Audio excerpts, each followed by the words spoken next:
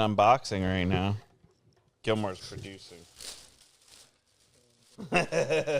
Frank Sinatra, Marilyn Monroe. Damn, Swag, right? Those are tough. Hard. What the hell? these shirts are new shirts. Those are like the thick, short, new, trendy. Ball out. You're going to love that. Do the guys wear these to work? No, These are bar shirts. No. Those are like literally, I sell them, and then we actually like donate from them. Just enough to cover our end, and then we usually like pick every quarter something we could donate to. Nice. We're going to start off talking about Doylestown. Do you want to talk about Doylestown first off? This is No Prisoners Podcast. This is Steve Roldan before I lose control of this show. Roldan Demolition and Removal. Roldan Demo and Removal. And a.k.a. Demo Boys. Demo As Boys. Gilmore squeaks us into this episode. Yes, Good work. sir. I like that. And the waterproofing pros now, too. And waterproofing Waterproofing pros. Yeah. And you have like an excavator and stuff too? Like a Yeah, machine? that's part of Demo, though. Oh, okay. All right. Well, he's digging holes and knocking houses down. Yeah. And waterproofing them when they're done. He's everything you need and more. He's amazing. But anyway, what were we talking about? Doylestown? Yeah. What's your hot take on Doylestown? Now that you've spent like a little bit of time, like 15 minutes in Doylestown. So for me, the trip here is always, it's unique. We drive down, get out of Jersey. Before I get out of Jersey, I have to go through Trenton, which is always Trenton. fun, right? But Where in Jersey are you coming from? you know where Six Flags is? That you all the way like by Jackson? I'm in Jackson. That's Oh, like my dude. address. Oh, you're in But I came Jackson. from my office today, which is in Wall. So an hour and 30 minutes to come here for your podcast, Oh, which thanks. I'm Give him honored. some claps. Yeah, thanks, And the dude. romantic sound. That was laughing. No, you're I was accused. laughing. I'm using this for the rest of the podcast, so I'm in charge of that. But when I get here, it's very towny. But getting here, your roads are just like, Fucked. is Oh, it? there you go. Are Dude, I they? just dropped the F-bomb word right off You, the bat. oh wait, yeah. It's So fine. can I curse on this or no? You No. can now. Okay. Is it 2 lanes? Is it 1 lane? I've never been across more 1-lane bridges, Yeah. Well, and when, then I didn't know the etiquette for the bridge either. well, you're in a truck. What's the edit? The etiquette is when there's a line, one person goes, and then the other person goes, and then it's altering. In my mind, in Jersey, it's like first come, like first go. Is that what you guys think over there? That's what I was following because I was like 4 cars deep, and then I saw the cars going back and So forth. where you were coming over 413 over to Doylestown, and you hit like one of those little bridges on Forest Grove Road over by Smith Road. Yes, Probably, yeah. Dude, we were literally just there. Yeah, we were just That was there. just there. and it was like 1 and 1, but that bridge was. I'm a big 2 and 2 guy. It upsets people, but it's theoretically more efficient because by the time my vehicle gets going, if one can sneak in behind me to go over, Yeah. that's very polite. But when you drive fast and you're the second on, like you piggyback the 2. Yeah. I like when people follow up and start doing 2 after me because I'm like trendsetter. But sometimes you drive past and you catch some heat. But you don't know, So like somebody's now. yelling at you that's like, it's 1 for 1. It's But like, how do you not know? Like, how do you not, like, if 2 goes, like, am I jumping third now? Am I going to clear this whole side? It was a lot of pressure. It was a stressful situation for me. But that bridge was also wider than the first bridge I went over, which we were going same time. And I'm going over with my truck, and the lady's like just giving me one of these, like, move over, and I'm just like into the water, like I don't know where to go. So the most upset I've ever seen anyone over those 1-lane bridges. I was a much younger lad, and we were on motorcycles, and the cars were coming this way, and there's more than enough room for a bunch of crotch rockets to rip the other way. yeah. And we did that, and somebody like not happy called the cops. Larry, the Fucking guy was, Larry. I don't know if that's what his name was, but he definitely followed up. He the cops caught up with us to warn us, not even we were like, yeah, sorry, it wasn't that big of a deal. And the guy who called pulled also showed up, pulled up. like for backup. He showed up to make sure we were getting justice. We weren't doing 100 miles an hour now. We were doing just 20 miles an hour the opposite way, nothing unreasonable. Wow. Guy turned around, yeah. I remember being like, wow. That's like the Karen of men. What is that? What is that called? Is that a Chad? What's the guy version of a Karen? Brent. You think Brent? Brad? No. Brad? Depends on the age. I feel like if he's an older guy, it might be Richard. Yeah, That's it's got to a good be one. Richard. That's yeah. a good one. Richard? Yeah. So this is Richard. I hope my father-in-law doesn't watch this one because his name's Richard. He's an exception, I guess. But yeah, this This was, what year was this? This was probably, I don't know, 2012. It was a long time ago. It was back in the old days. Yeah, you're a little young lad. Yeah. Spring chicken, you might say. Spring chicken. Yeah. Kilmar was like real young. 2012. You were like playing with Pokemon Were you in high cards. school? Yeah, I was. You were You playing. were in high school? Yeah, in 2012. Yeah. That's wild. Trading Wait, were you Charizard. like a senior? Please say yes. What year did No, you graduate junior. high school? 2013. Okay, we figured that out. Yeah. I didn't trust you. You were thinking about it. I'm like, you're trying to get his way out of this. No, yeah, 2013. Yeah, I was a junior in 2012. Were you always into the studio vibe, photos, videography? I think so, because when I was in high school, I liked fashion, I liked clothes, and that came hand in hand with photography because you take photos, to upload on your MySpace and shit. Be honest. Yeah. What? What were you called? What do you mean? Sneakerhead. Sneakerhead? Yeah, I guess. Yeah. How many pairs of sneakers do you and your brother have? A lot, Yeah. like over 100 pairs. But Wow. yeah, but, Pristine sneakers. He pulls out sneakers sometimes and he'll be like, I forgot I had these. yeah, That used to be I've me. never done that. yeah. That used to be me. But it used to be back in the day, like before they had the raffles and everything for Jordans. Mm-hmm. And one of my good friends, small story, but like actually my wife was friends with her and I was friends with her. And then later on in life, when I married my wife, we still were friendly with her. Mm-hmm. She used to work at Foot Locker, but she used to like always hook it up because like you could just walk in and she would hold a pair for you. But now like you need a raffle and then to win the raffle and then you can get the pair. What a good year, 2012. It was a good year. Yeah. 2012. Yeah, I don't collect sneakers anymore because it's not worth it. I was 32. Guys, I'm going to be 40 this year. You want to talk about that? Ooh, congrats, dude. Yeah. I'm amped. Yeah. I feel great. That's good, man. I don't know if it's because I just turned 37, but I've been getting a lot of videos about like turning 40s. Like that's when you become like into your manhood. And I'm like, maybe that's just because I'm getting closer to 40 that I'm now getting these videos, or maybe it's true. It's all those like hype motivation videos and shit that they're just like, this is why. Because you build your empire and then you live on it. Like all these. Yo, that's interesting to hear going up to 40 because I just hit 30, so I was getting videos of what it's like to be a 30-year-old, and that being a man thing isn't what 30-year-olds' perspective is right now. It's more so like now you're 20 but with money. Yeah. So it's interesting to hear Yeah, like the I 10 can see years. 30s is 20 with money. Yeah. If you did it right. Yeah. So it's interesting to hear you're 40 because it's like, okay, that shit's over now. Just take care of your shit. I'm not 40. He's 40. I had 3 years. I'm going to be 40 in June, but I'm like, I'm actually stoked for it. I'm actually pretty excited. What are you most excited about? I feel that at my age now, I've grown so much wiser. I let a lot more things roll off my shoulder. I'm not as hot-headed. And now I have like my kids too. Like my oldest is turning 13 this Saturday. So it's like cool. Like he's like going to be a man, you know, we talk, we do things now. It's kind of like, Yeah. but I have 13 all the way down to 1 year old. So I have like every stage right now pretty much going on. But I love it, dude. It's running the businesses, having my wife, having the kids, finding balance. I feel like as you get older, you realize the values of really everything you have and what is really important to you. And no, I just love it. I'm like amped. I feel fresh too. Like I've like dialed back. We were talking about like bodybuilding and stuff like back in the day, and I just like dialed back the working out and kind of like more functional stuff, eating more healthy. I'm into fasting now. Nice. Cool stuff. How many hours? Do you like fast every day? So I'm really trying to take the leap from 24 hours. I've done that a couple times, like full 24 hours, into 48. And I would like to build up this year. Bucket list is 72 hours. Damn. That's wild.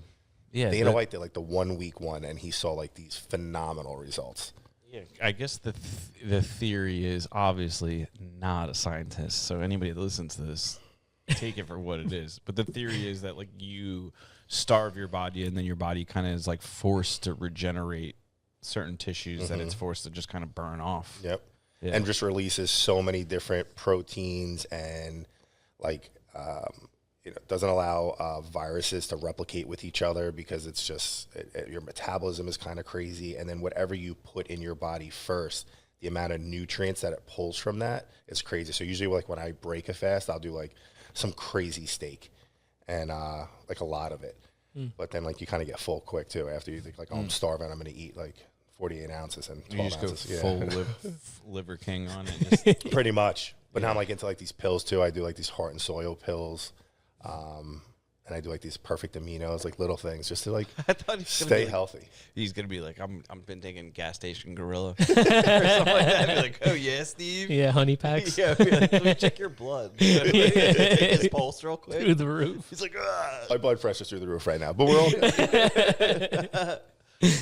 Yeah, I mean, what's cool to me about the fasting is looking at certain religions that incorporate fasting, and then just being like, did they know? Like, how did they know that 2,000 years ago or more, or 5,000 years ago? Did they know like fasting was like what you were supposed to do to like be healthy, and they just like incorporated that into the religion? Yeah. You know what I'm talking about? Or do you think it just so happened that this happened a long time ago, and it also happens to be healthy for you? Coincidence? Yeah, maybe it's a coincidence. No, it's God's plan, Kilmar. Okay, yeah, you're That's right. what I'm sticking to. Yeah, I don't know what's up there, but How you guys Up feel? there, all around us. Kilmar. There's no up there. We've been over this, dude. Dinosaurs are real. Completely switching gears, but like I see Yeah. like the beanie in front of my face. Like, how is it now that the Eagles have won the Super Bowl like in your area? Because like this is the thing that I do love about like this area in PA for the most part, like Eastern PA, I guess I would say. No one's walking around like a Giants or Redskins or, you know, anything for that matter. I usually don't see it. Like, you're not going to walk through Broad Street of Philadelphia and see anyone not in Eagle stuff. Nah, Like yeah, that's complicated. in Jersey, it's like, oh, I'm a Cowboys fan. Oh, I like the 49ers. Oh, I like whatever. I mean, I like you guys a lot. You're both from New Jersey. But generally, I don't think New Jersey knows what's up. They don't really got to figure it out because they've got so many different directions pulling from them. Yeah. If you're south enough, you're like Eagles, maybe Baltimore. True. If you go north enough, you use Jets. You could be a Buffalo fan. You could be a Buffalo, Buffalo fan yeah. if you go. or Patriots. So yeah. I think Jersey's just like, you can't put too much pressure on Jersey being in the fast lane too often, as well as football fans. Like, it's a struggle in Jersey. Yeah. Yeah, there's a mix of a lot of shit. It's product of their environment. It's not their fault, but they are forced to deal with it. Are you an Eagles? Like, what are you, like, if you had You to guys had to take a guess. What fan would you say that I am Giants. for football? I'd say Giants or Jets. You got to pick one. You I'm can't. gonna say You Giants. can't name them I'm all. gonna say Giants. I don't know why, but I thought you were going to be like LA Galaxy. Or something like that. I'm like, that's what? That's not funny. That's soccer. I know. That's why. Are you a big soccer guy? I used to be. I mean, I still kind of follow it loosely, but not anymore. You're I like a to play it. Giants fan. No, I'm actually a Jets fan. Oh, Jets. okay. Horrible. What's the things Yeah. like? What's the stereotypes? Everybody knows the Eagles stereotypes, but like, what's the stereotypes on a Jets fan? I don't think there are. Actually, the Jets fans' famous line is, "This is the year," because where we thrive is in the off season when we sign all these crazy people, like let's just say Aaron Rodgers. Yeah, and then you Every trade them. single Jet fan literally went out, bought an Aaron Rodgers jersey, and confided in their kids like, "We're winning the Super Bowl this year." Like, book tickets and everything. Yeah, I was hyped for that. I so wanted was to I. see them make it far. Yeah, but 12 seconds later, he pretty much died. Yeah, but Next they year, brought he him did back. Next year, he did even worse. But He did make a pretty impressive recovery, considering, like, I mean, obviously not good enough for the fans, but we were talking about like an older man in sports. I mean, he had he like bounced 9 back. hours a day of treatment with the best treatment centers in the world. But it's good to know if we did have access to that, we could do it. Oh, like, yeah. how much better would you be if you had access to the same medical treatment? You probably wouldn't. You'd Oh, probably just keep forget doing it. the same shit. I don't know what I would do. Like, if you had a choice, like, if say you just had access to it, would you take advantage of it? Like 24/7, like be Like, able say- to access say- whenever I want. Say you were just the guy, like you were just Dana White of Yeah. of demo. Like, Yeah. you would just cold plunge, like go get a fucking All day. little blood taken. Yeah, you get your blood spun up and get some plasma injections and stuff. Probably. Yeah. That's my thing right now is like I'm thinking about some plasma injections. I don't know Plasma? why. It just sounds cool to me. Okay. They take your blood out, they spin it up so they get some hemoglobins or something going. Yeah, They that's a thing. dump it back into you. Boom, you're good. Oh, you can donate that too. No. I'm not donating it. I don't know. What are you talking about? I want it all for myself. I want I more. want yours too. I almost want to just like injure you so we could give you some plasma and see like before and after. Yeah, I didn't know the effects of that. That's really cool. Have you tried it before? You're gonna. Have you tried it before? Not yet. I heard about it on a podcast. Oh. Are you committed? Is that like something like how far along the process are you? Like, did you talk to your wife about it yet? Well, the universe just so happened to bring me a doctor / potential customer the other day that he owns his own practice, but he like specializes in a certain type of medicine. I don't want to blow up his spot or anything like that. But that was like one of the things they offered on his website. And I said, I showed it to my wife. I was like, in. While I was waiting in the Verizon store to get her a new phone. Because I found out like a few weeks ago that for months now, like possibly years, her phone only works on speakerphone. I'm like buying a new phone all the time. She's like, I don't care. I'm like, that is ridiculous. We take her to the Think Verizon about the store. conversations you might have had that were on speaker that you didn't know about. Oh no, she said, well, she never picks up the phone. Like, why? I didn't realize that's like why she doesn't pick it up. She'll just like be like, oh, I'll call you back in a minute. Like what? It's because you're on speakerphone. She's like, yeah, it's like kind of a challenge. Holy I'm like, why shit. you don't? She's working with this handicap for years. Yeah. Possibly over a year. We don't know. She won't. I couldn't bring up the courage to ask. I was happy enough just that she agreed to a new phone. iPhone 16. Ooh. It's like a whole new world for her. But for somehow, like, she only got the one with the 2 cameras, like the other, like the fancy one. I was like, whatever. Because the other ones, aren't they huge? Whatever. Yeah, whatever. Not having to have every conversation on speaker is a game changer. I was Oh, like, yeah. I was like, you're an animal. You're an animal. That's what I thought about, though. I was like, I'm not calling you anymore. Here you are that you have marital issues that she's not answering the phone when you call. Yep. That's what it was. It really was just the speaker It was thing. just the speakerphone. I was like, she must hate me. She must hate me. I wonder if a lot of people felt that way. What? Like, whoever called her and Ariel just didn't. Maybe you ruined relationships for her.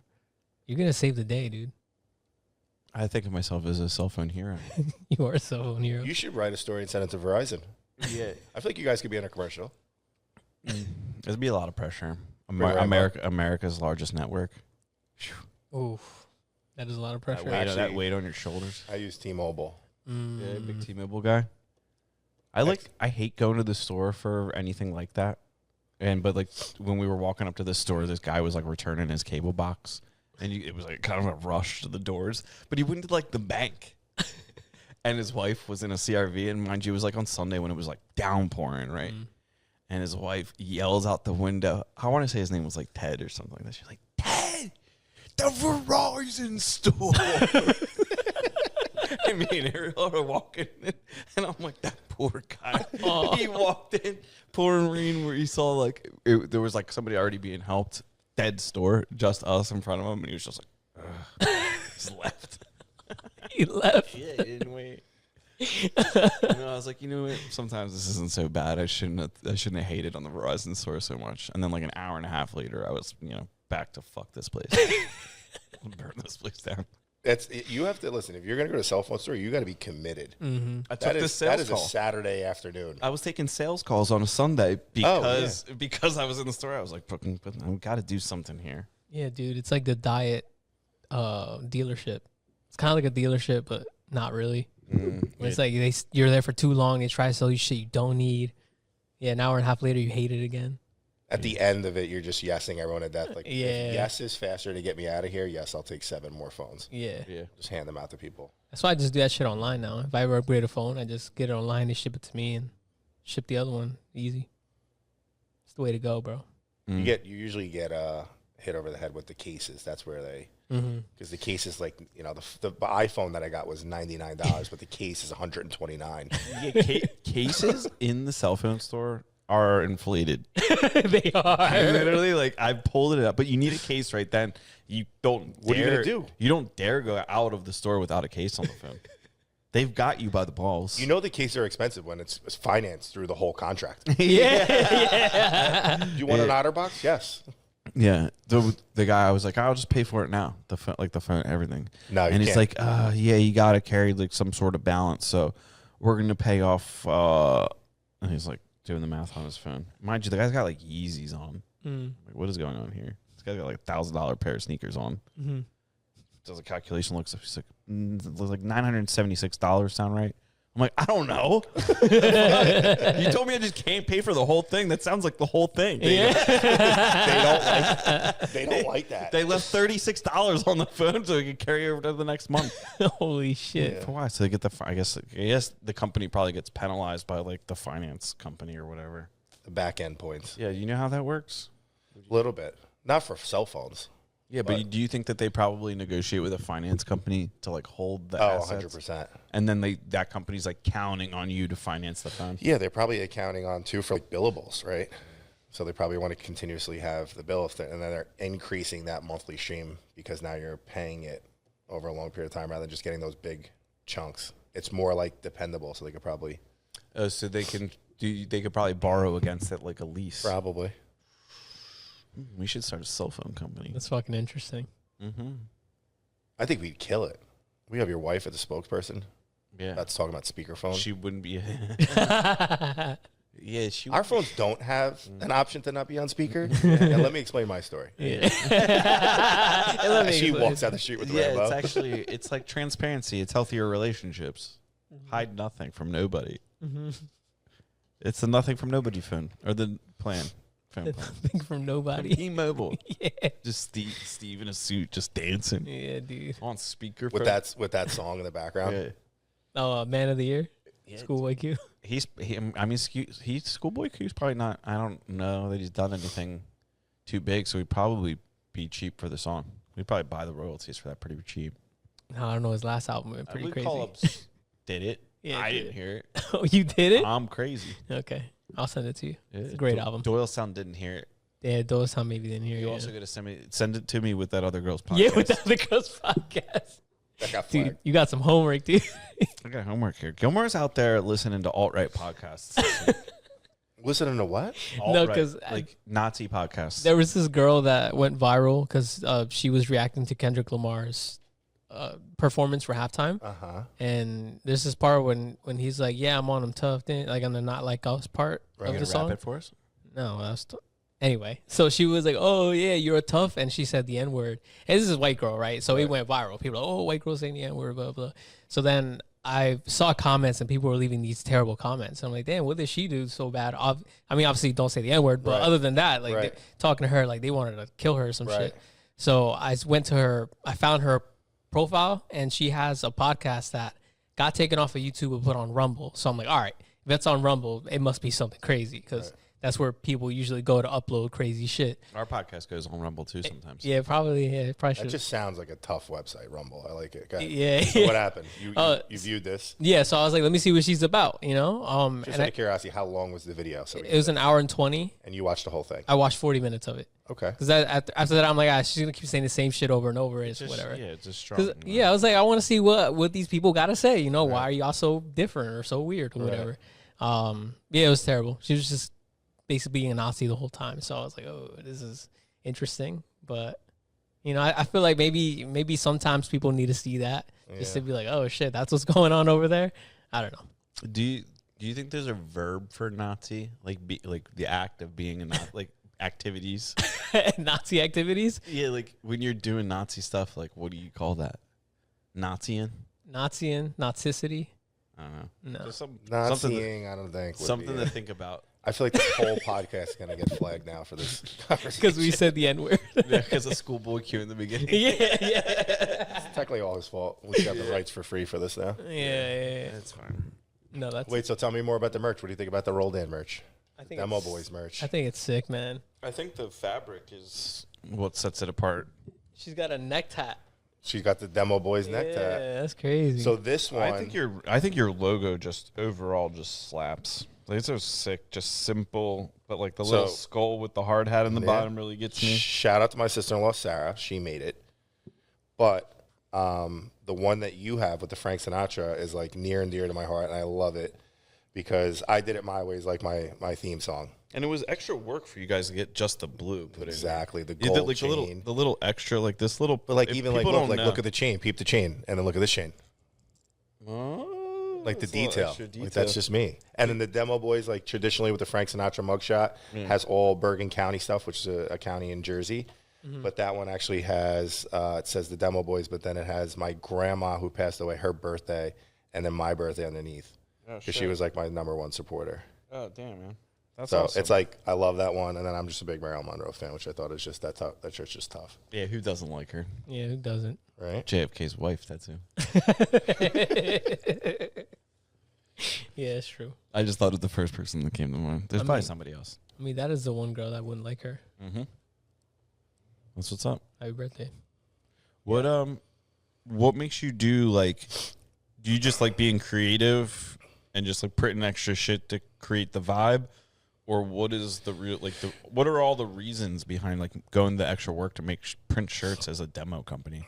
It's And funny. waterproofing. Yeah. So like I kind of like, not to your extent, but I do like fashion. I do like clothes and sneakers and all that fun stuff. But when we started the company, so many people were like, oh, the logo itself, just like you said, is like, I love it. Like, can you give me a shirt? Can you give me a shirt? It feels like it would just be like a fashion brand. Like you go into like So yes. So what would happen is I wouldn't cheap out on the stuff, and I'd get Carhartt stuff for my guys and new shirts and new shirts and new shirts. And my guys were wearing like beat up, rundown shirts. And I'm like, dude, I just gave you guys shirts. And then these guys were not wearing them to work. They were wearing them like to the bar on the weekend, to family events. And I'm like, they're work shirts. So then we just started making them. And then traditionally what we'll try to do is like every quarter we'll make stuff, we'll sell it, we'll cover what we did, and then we'll donate the proceeds to like different organizations. And last year we did a pretty cool one for cancer. That was a nice donation. I think we did like $2,000 or something. But it was a great experience because we went there to the society and actually donated in person, told them our story a little bit, and it was a nice touch.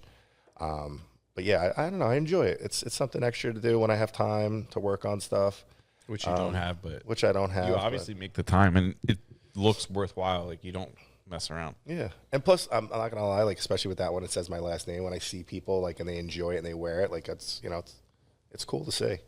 I think we can everyone here can relate to that at least. Yeah, making something you see someone else wear it and like, damn, Yeah, that's cool. We and they made that. genuinely enjoy it. People love it. People hit us up. They'll hit us on DMs and whatever. Like, yeah, can I get a shirt? Can I get this? We try our best. Like, we don't have like a distribution center. Like, I gotta like meet up with you and like give you the shirt. It's like, let me talk to my shipping center. Yeah, but That's really cool. yeah. Do you what would like is this current one's like your like this lineup's your favorite, or This is our first go with like this quality. Okay. Like the next level of like actually designing stuff a little bit. But we're gonna do 2 faces per quarter. So I got this little bit of inspiration because my buddies own a restaurant in Manalapan called La Lupa. These are my boys, and they made a shirt. They made 2 shirts, and they had my wife and I kind of like model them so they could put it on their website and all that. La Lupa? Yeah, we got to go. Is it the spot? It is the spot. I might just go there this Italian weekend. steakhouse. We usually go every Thursday, my wife and I. Yeah? Every Thursday, like clockwork. And these are just like my people. And it's just, I don't even get a menu. Like they just bring me stuff out. I prefer restaurants like that. It's a great experience. Yeah, It really is. La Lupa. That sounds like that just sounds like a good name to it. It's the wolf. The brothers went down to La Lupa. So that means the wolf. Yeah. Lupa means wolf in Italian. In Italian. You're gonna say you didn't know that? I didn't know that. You're not Italian. What? I'm not Italian. Are you Spanish? Yeah. No, you're I'm not. pretty sure Lupa means wolf in Spanish, too. Spanish. No, it's lobo. Pretty close. Lobo. What about a she-wolf? Loba. Yeah. Dude, what about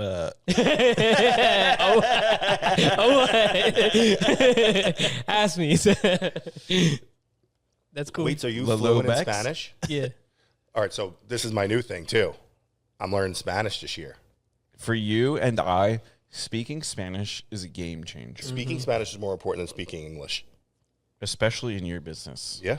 and my business, but more so your More business. so me. You're dealing with the labor. Yeah. And your access to skilled labor in the construction field opens up wildly when you can speak Spanish or Brazilian or Portuguese. I always say Brazilian because that's how they That's how they get me. Yeah. But it's Portuguese. Portuguese. Portuguese.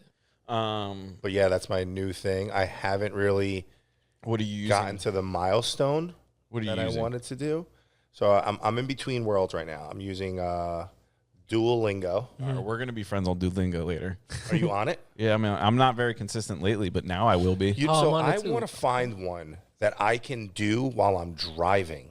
And a lot of them are like, okay, I don't need to be able to read and write. I just need to be able to speak. There's podcasts that you can download that will like do it in English, or there's varying degrees. There's like English, like very basic, like this, and then say this, and then this, and then there's ones where they'll do like conversations, and then at the end of the conversation they'll recap in English. All right. That and just straight up watching Spanish Netflix are probably the two things that I've heard actually- that.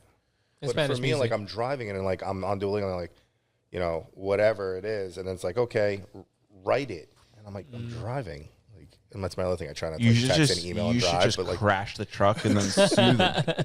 Be like, they told me to write. I was trying to follow it directions. doesn't say do not do this while operating a vehicle. That's true. You got that's why you put the caution on there that it's hot. Yeah, and it said how much time are you going to commit to this? And I'm like, an hour a week, easy, easy, maybe even 2. Hasn't been working out. Next time Steve comes on the podcast, he just comes on. He's like, "Hola, mi amigos, estoy bien." Perfect Spanish. yeah, Telemundo. there you go. De nada. De nada. Yeah, Spanish music helps too. You got to really immerse yourself. You want to know what pisses me off the most? What? My dad is fluent in Spanish. Why? I think that was actually his first language, if I'm not mistaken. Is he Puerto Are Rican? you Spanish or like? I'm 25% Spanish, 25% Puerto Rican, 50% Italian. Okay. Damn, Great combination. damn. There's a lot Great of foods. fire in your soul. Yeah. Yeah. Do you But have as I got can older, you I kind of dance? calmed down. Oh, yeah. Yeah, a big guy that can dance like you. Like, there's something yeah. graceful about that. I'm pretty good. Like salsa, merengue, bachata. And I can just like dance like overall. Like at the wedding, like if I'm at a wedding, I'm not sitting down. You're probably like my closest friend to knowing Vince Vaughn in real life. You know how many times people say that? I've gotten that a lot. Okay, is that okay?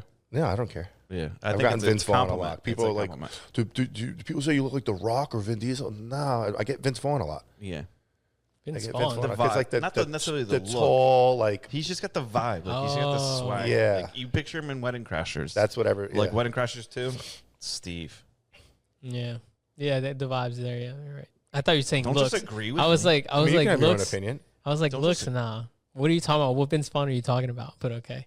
Well, it's the way he He's talks. actually 6'5", dude. if He's he tall. was Spanish and Italian and Puerto Rican. It's just the way he talks. You know, sometimes he talks like it's not sped up, but he can Yeah, rattle he's off. animated. Yeah, you kind Yeah. of sound the same way. Yeah, he's quick on his words. But yeah, so my dad speaks fluent Spanish, Okay. and he would like try to talk to me when I was younger, and I'm like, no, like stop. No, dude, I'm we're in I'm America. We speak embarrassed. American. Yeah, That's what you hit him with. and then he Dad, don't stopped, do this. and then like now I'm like, Not your dad. I wish we definitely were speaking Spanish though. Yeah, it's funny how like I don't know if it's we get as we mature, or if the world changes, or if it's a little bit of both. Mm-hmm. But like when early 2000s, like late 90s, it was like we're in America. Yeah. Don't you dare speak a different language in line. And now Yeah. it's like people speak different languages. It's like, oh, dude, what you guys cook too? Like, Yeah, It's like, what's up? It's weird. I don't know. it's if that that's- like, and I feel like things like repeat themselves. Like I always say, like history repeats itself, but it's even like history, fashion. Like now, baggy clothes are coming back into style, right? that's wild to me. Right, It's not cool. baggy is just like coming back in. Yeah. I mean, I get it's cool. Like, I get it's fashion, but sometimes I see the people with like legit tents on each leg.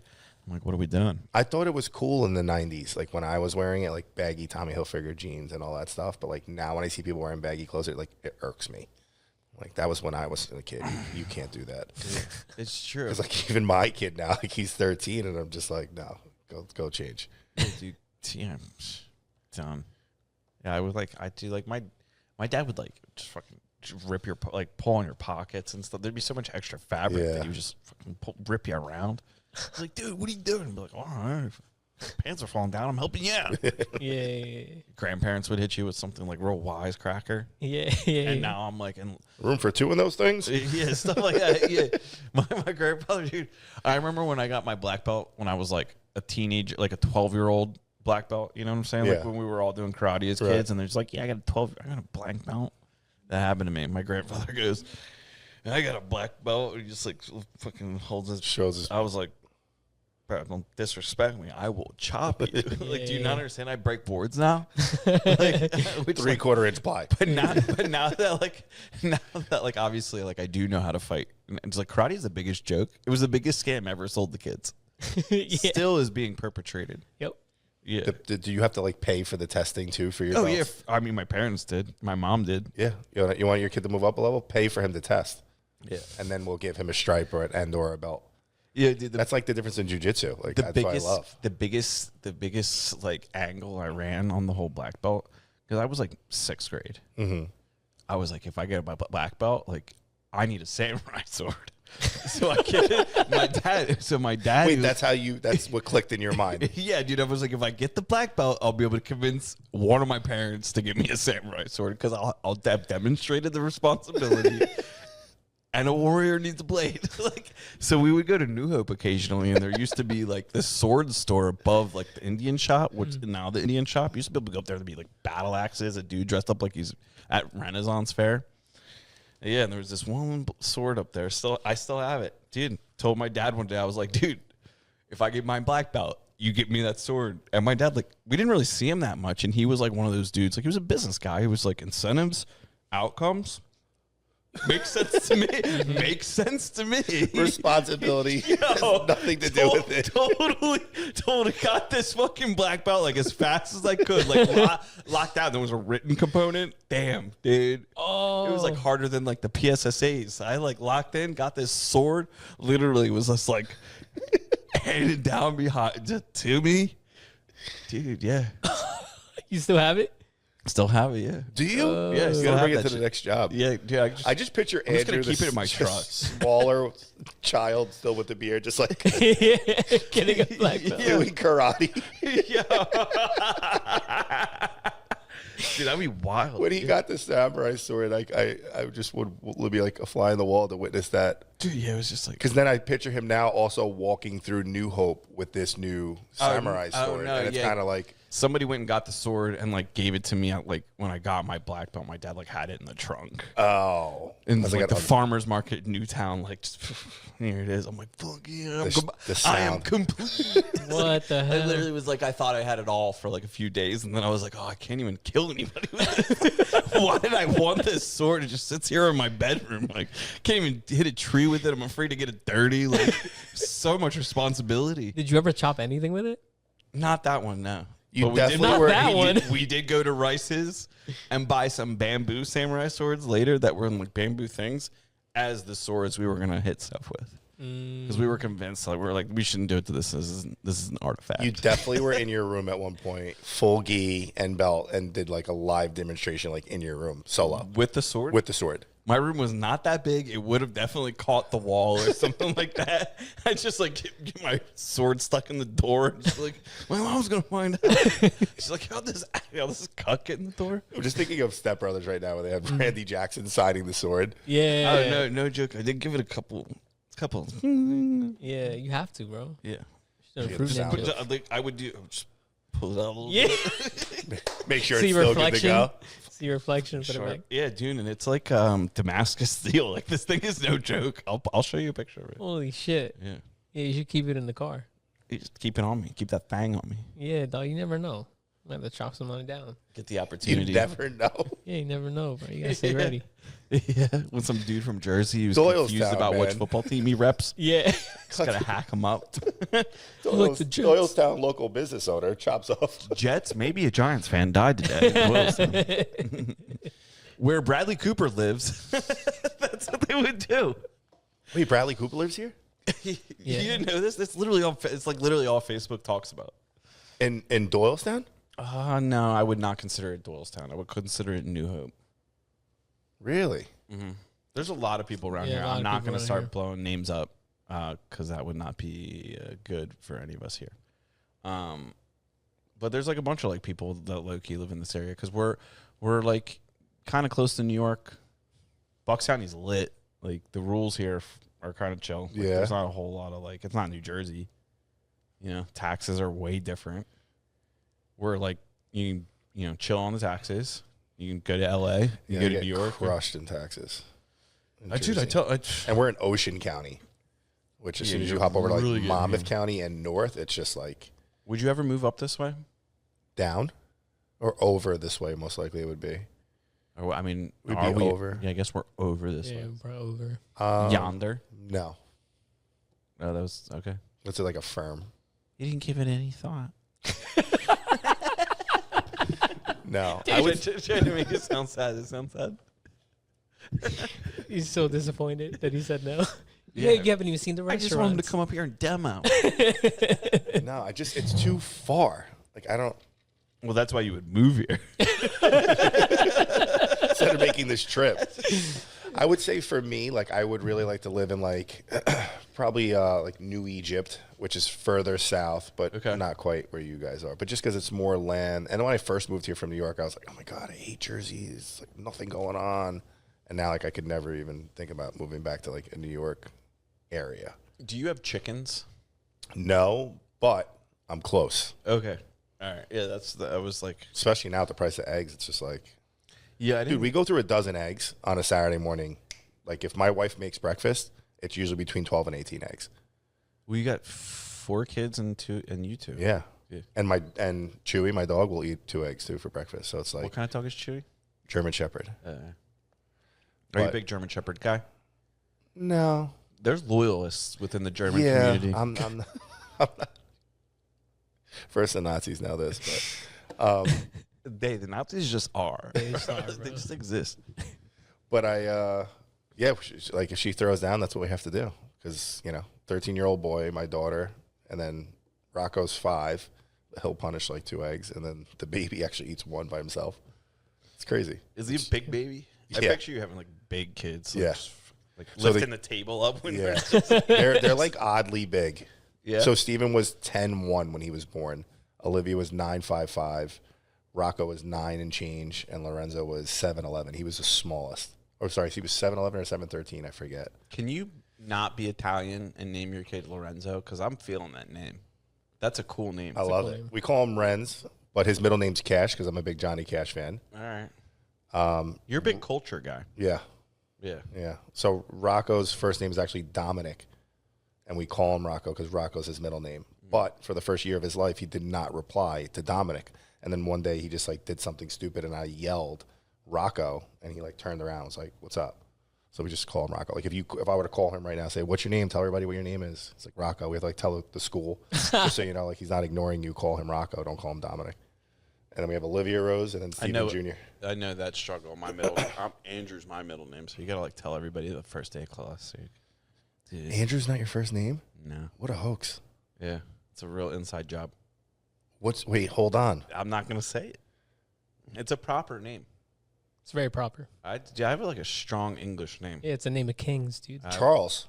No. Oh, that's a good guess, though. That's a good That guess. was that. Honestly, in the world of guesses, like if you were in the universe, you rate that guess on a scale from 1 to 10. 10. Really? Like it's almost my name. You said that was close. Kings. That was proper. Yeah, it's James the name of Kings. Andrew. I like James though. James is a strong name in a lot of cultures. It would have been a really strong name had my grandfather, my dad, and one of my cousins not also had the same name. And my cousin's at least 5 years older than I am, maybe more. So my mom Did you ever go by James? It's like Rocco's been Rocco since like anyone's known him pretty much. Only in situations where it like just did not make sense to speak up and change anybody's thing. Like if you were like say like I've never been to jury duty, but if that would be like a situation that like I would say, I'd be like, I'm not correcting the judge. Be like, I go by Andrew. Actually, I'll have the court know. This court's not first. The lady drawing the painting of you saying it. Actually, now that I think about it, if I ever get pulled, that's what I'm gonna say, and they're just gonna be like, get him out. He's not fit for this. We're not ready for him. Doesn't even know his name. Be like they're picking people for like a murder trial. I'm just like, it's actually Andrew. They're like, nah. Nah, get out of here. Nope. We got one of those. Nope. This guy sucks. Right. Like it's the same kind of people that hit you with like craft, like if you say like, oh yeah, like craftsmen, and they're like, it's craftspeople. Just like, no. I haven't heard that one yet. Yeah, I got hit with that one time. Still not over it. I'd be pissed.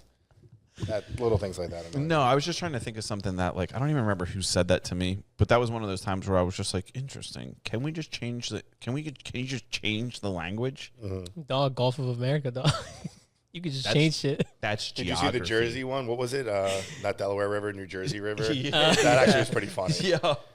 Like while we're changing shit, like Do you watch hockey at all? a little bit. Did you catch any of that Canada USA like, I did. hockey hype? I did see like in the first 10 seconds, there's like 13 fights. Yeah. My buddy John's like a really big hockey guy. He's like, "Did you watch this?" I'm like, "We can't go to dinner on Thursday because I'm watching it. Like, it's a big deal." Yeah. Yeah, they like the Canadians booed the American national anthem. Did they? Oh, that's why they were Everybody fighting. just started Probably, fighting yeah, right that's off probably the why. bat. There was 3 fights, right? In like They the were first just 10 seconds. They're just like, yeah, because they asked after the press conference, they're like, how'd that make you feel? And he's like, didn't make me feel very good. And then it just showed him like just hitting people into the walls, like they're just like, oh damn, dude. Even if there I was a love little hockey bit of because of editing. the fighting, though. The hockey, It's like UFC for me. You know what I mean? Like I enjoy watching combat sports. how much better would other sports be if you could fight? Yeah, just think about like all the highlights of like in the NBA when like the Pacers went nuts in the stadium and like a riot ensued. I was at the Palace. That was wild. Run our That's a test. full Netflix series about that. Yeah. Yeah. I think you should only players can fight. I think that should be the rule across all male sports. I feel like they let them do it in hockey because they're on skates and they feel like it's not going to be as crazy. It's written into the rules. Yeah. Dude, you get like what, a 2 or 3 minute penalty for?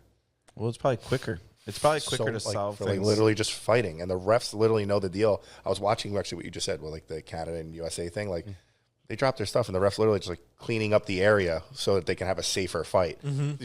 Yeah, Let me move this stick and these gloves so no one trips. The rules are like just once somebody goes down, it has to stop. Yeah, they get on top of them. I do like that though. That's like, good. There's I got to think- be a beginning, a middle, and an end. How much cooler would soccer be if you could let them fight? Yeah, I'd probably watch more. I think soccer players, I think the culture of soccer would change overnight. Imagine golf Oh my God, golf would be amazing. Golf if fighting? on the green. No like, clubs. Yeah, you can't. No fight. clubs, Yeah. just like only gloves. like you're doing like little things like losing golf etiquette, like clapping or talking when someone's hitting or like walking in their line Yeah. Yeah. and just like triggering them, like trying to get them to be pissed off. just purposefully just like step over someone's ball and just Step on it. sup. And be like, what? But you can call your caddy in. Okay. Tag team? Or substitute? Wait, so then that would be a 2v2 then. 2v2 or sub? We hope your caddy can bang, dude. What if all caddies just know how to bang because of that? Imagine like all caddies Yo. were actually professional UFC fighters. Yeah, like UFC goes out of business because all the people leave to go to professional golf. Can we copyright this now? I think we're taking two people's businesses that already exist and morphing them without discretion. Thank you, Dana. We're indiscriminately just inventing a new business right now by bringing back fighting. Make fighting great again. Make fighting great again, dude. I think in Texas you can fight. I think there's mutual combat in Texas as long as like there's no weapons involved, like no bottles, not like you can't like bring a boot in and like as Like long if as I'm walking down the street, you're saying? I could just like call you out to mutual combat. I don't know the exact technicalities of it, but like you can argue in courts. I'd be like, dude, we were locked in mutual combat, and that's what happened here tonight. That's great. One of the guys that actually used to work for me just left and went to Texas. He was like a food truck guy, and he started a food truck again. So I'm gonna hit him up and find out if that's In the deal. Texas? In Texas, We should go check it out. I'm down. Yeah. My travel schedule is actually be crazy the next month. I actually leave next week to go to Vegas for the Builder Show. Are you going to the Builder Show? Are you gonna be there? Nah. I think you'd know by now. Nah, I mean, no. I've been known to make more rash decisions last minute. I thought a lot about going this year. It just we have a newer guy that like I want to take, and I just like just like didn't come together fast enough. And then I thought it was in January, and then I was like, oh no, it's actually in February. And then KBS and International Builder Show isn't the same week this year, I don't think either. No. So like that's usually when it's the same. Yeah. I'll go because I get like that way I can hit the home building stuff Yeah. and the kitchen and bath stuff. I'm literally walking in and like going directly to like the distribution side of like all like the entire Asian China community. Dude, the Asian vendors at IBS, which is the International Builders Show, For those who don't for know. those who aren't in the lingo, the Asians that come to that are insane. I always want to like meet one of those dudes and then have like I'd like to think I got like the only connect to like one type of screw that like all of the United States needs, because there's guys that I know that make insane money just locking up distribution channels like that, and that's always been a really cool business to me. The first time I went to the Builder Show, I was like, "This is where you do it." Like that's just it's a whole nother world, because they're selling like screws for like glass. Like just stuff you don't even think about. There's a whole industry that's supporting like our industry. For you especially, like you do like, you know, your finishing and everything. But for me, like I would like to touch a few things as far as like prep for demo. You know, maybe I could find somebody like, you know, Sawzall blades or something like crazy. Like I could cheaper, but Get like a whole pallet of blades. Yeah. I'll take a whole pallet, please. But it's more so for the waterproofing. I'm trying to find a few pieces that are trying to connect the whole thing together for us. But if I could have that, that'd be That's a big big killer. deal. That's a big deal, like fittings and stuff like that. Yep. Yeah. And So then we live in such a cool world now that like we're gonna be able to like 3D print like anything you need pretty soon. I've been watching a lot of videos on 3D print farms, and I'm like, 3D printing is insane. This would be so easy to set up. You just need a product to print. Yeah. And my stuff 100% could be 3D printed. Yeah, all like day the long. rubbers and stuff like that. That'd be really cool. Steve So- just comes out and 3D prints your waterproofing solution. Yeah, customized fully. That's right in crazy. the basement. But then I leave. So then I leave there. Then I have a week break, and then I go to the United Kingdom, which I'm actually pretty stoked for because my distribution center that we use now is there. So we're going out there to talk about a few things, and then I come back, and then not really a trip, but we go to AC for the other show. What's in AC? There's another building show down there. Maybe I'll check that one out. It's a little less commute. Yeah, it's like 2 days, but you meet a lot. I actually, when I first started demo, I met a lot of great people down there. Yeah. A lot of good contacts, dumpsters, different builders I met down there, GCs. It was definitely good when we were trying to get on the map, and now obviously grown. I've been thinking about buying my own dumpsters, not the truck, because I have people that can move the dumpsters. Have to make sure it's compatible with their truck, though. Yeah, that's why you got a Yeah. bigger dumpster, smaller dumpster. So I Yeah. have it all sorted out. But another guy I'm friends with buys all his own dumpsters and brands them. He's like, So like you have like revival ones? yeah. He's like, think about when I first saw one of them, I instantly knew why he was doing it. And it's like, and then he explained it's like it's sitting in the project the entire time because it's an eyesore. Because what if you just had a really clean ass dumpster with Like your yours logo? would be black with white Just lettering. perfectly immaculate dumpsters, because they wouldn't be like just destroyed by the life That'd of the be dumpster. legit. Yeah, so that's like my next thing is like getting a couple dumpsters. What are you going to do? 40s? I don't know. I haven't thought that far. I think I might have to get an assortment. Yeah, I think you go big, medium, small. Yeah, I think I'll get like, because we only really do like so many projects at a time. That if I had a big, medium, and small, I'd be pretty much covered. Yeah. Yeah, it's not really a move to save money. It's not No, going to it's like more save branding, I guess you could say. because I'm going to spend about the same money trucking it. But it's like instead, Yeah. I just have a really, because like some of these houses, I feel bad. It's like some of these houses are gorgeous, and then the dumpster gets delivered, and it's like, damn. No knock on the dumpster guys that I No, love not so at all, much, but but they're it's wear like and tear items. they tear them up. Yeah. Whereas like if it's my dumpster, it might like last. It's probably gonna last a little bit longer. Well, it's only your material going in it. Yeah. Yeah, it's only like drywall stuff. And, That would definitely last an eternity. They Yeah. make those things pretty well. yeah, just saying. Maybe you should start a dumpster company. I had the opportunity, actually. Why wouldn't you do it? It's a lot more than you think to be profitable. You really need a driver full time. Okay. You need off the rip. You're A a $250,000 in the hole. Yeah, because Between the truck, you need a bunch of different cans, different sizes. You got to lock down those accounts, and you then got to gotta store them. Then I got to be competitive against the big dogs that are around, right? And then I got to go to the fill, and then just first off in Jersey versus PA, there's a whole separate license when you're not self-generating debris.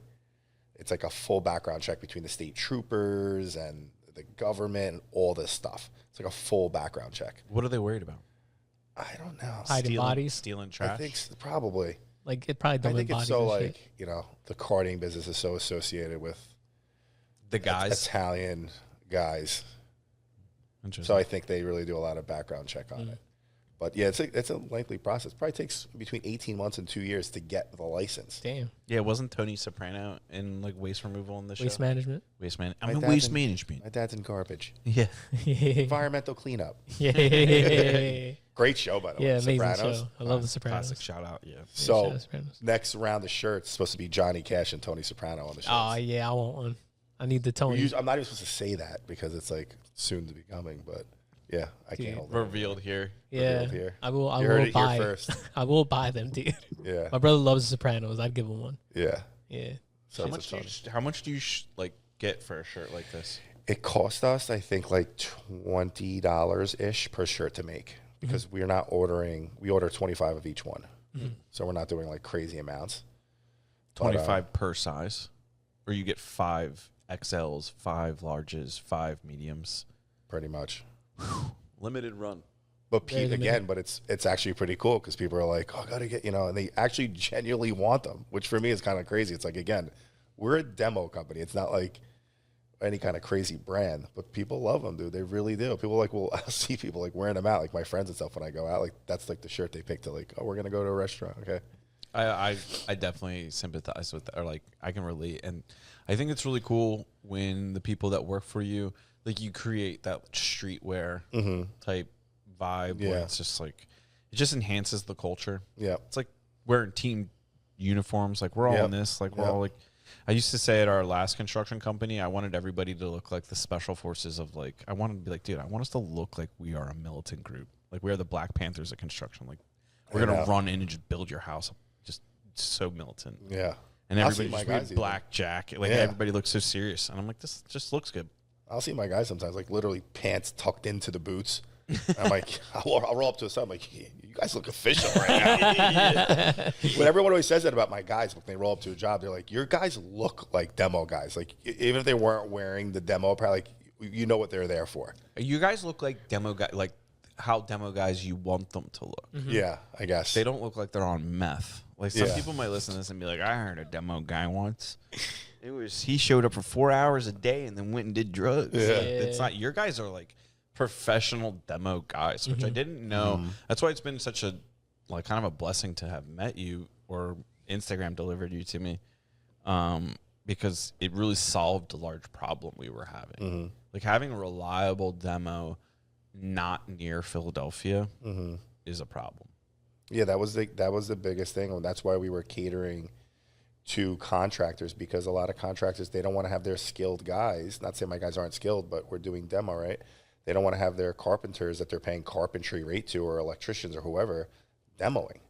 And those guys also just want to go in and do their job, what they signed up for. They don't even want a demo. So when you don't want to do something too, it's kind of like you're doing a half-ass to begin with. And then we just upped it to provide like even a more VIP service with like the level of protection and making sure nails were pulled and making sure everything was clean.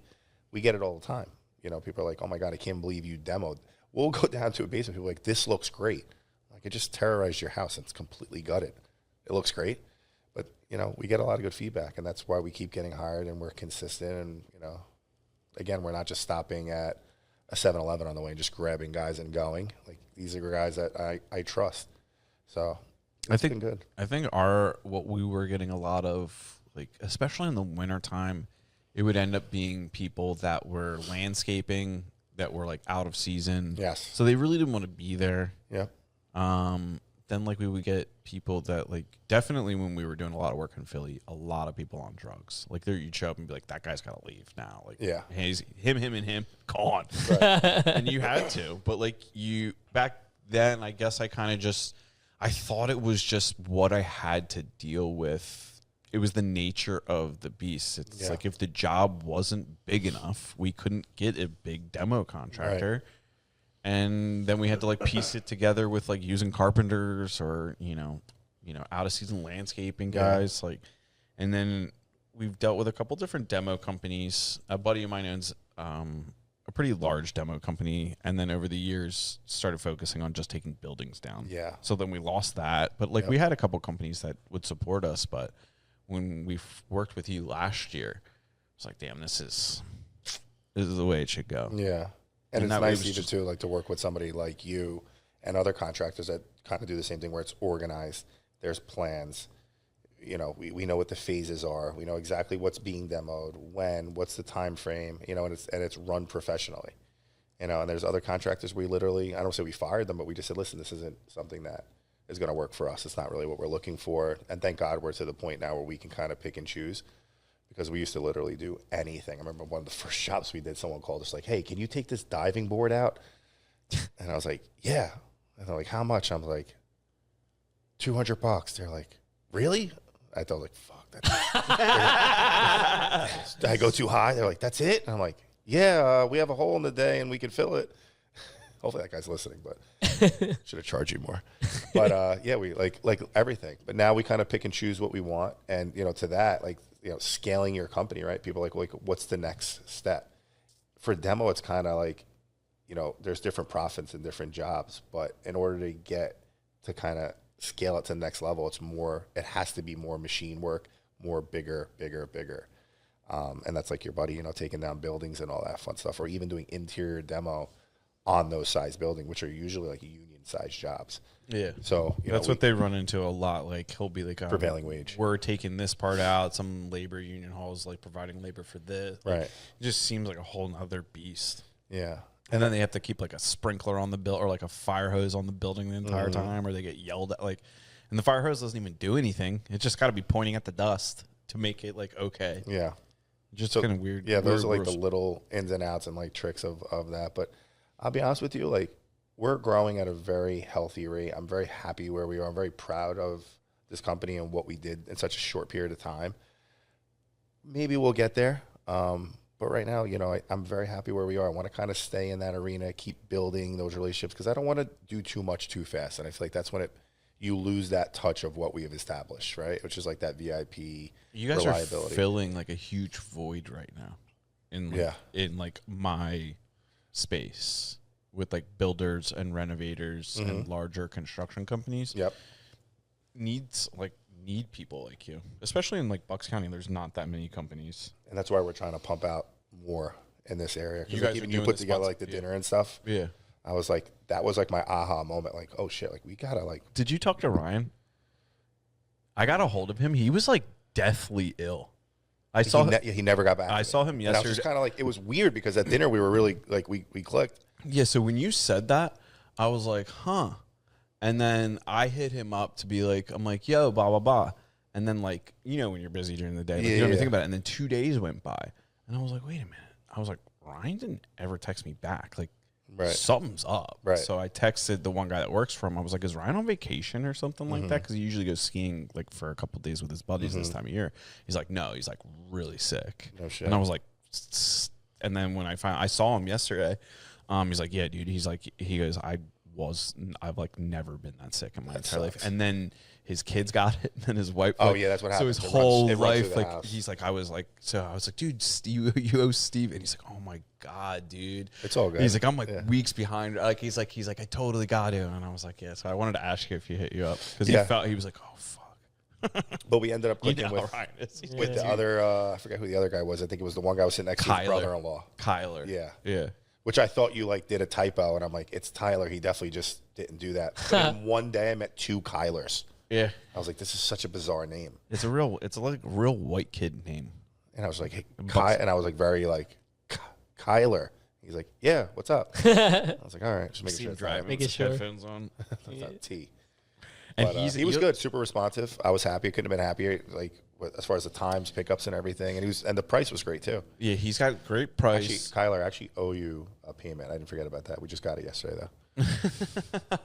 Yeah, sometimes that happens with dumpsters. You know what I'm saying? But Kyler's good. I like using Ryan for the small ones, Kyler for the big ones, because they both like. I'm dealing with people that are pretty close to the owners or the owners themselves, and they take the time to like get out of the truck. Like I've pulled up to jobs and seen Kyler himself like putting a new dumpster down and like picking up trash to like throw in. Yeah, it. that's a had game changer. nothing. That had nothing to do with him. Like Yep. he was just like, I was near the dumpster, you had to go in there. And we were waiting, like, I was Yeah. like, dude, what do you, like, I appreciate you guys. It's even that, like simple things like putting wood down before it's dropped, like, Yeah. you know, and just caring, you know what I mean? Driving on the lawn, if it's a narrow driveway, Yeah. and letting me know the dumpster's there or it was picked up, like small little things. Because a lot of times, like when we leave, the dumpster's still there if we you know, call the company. So when they pull it, sometimes things fall out or a nail or a screw, like. They're making sure you don't, like, have Right. stuff like that. Yeah. So we try to make sure that that's kind of taken care of, but. Yeah. But, yeah, Ryan almost died, and we would never know. Yeah, I was like, where is this dude? I'm like, why is he texting me back? I'm like, oh, he's there. Yeah. I told him when I saw him, I was like, I'm not sorry about what I said. You text me back even if you're sick. Yeah.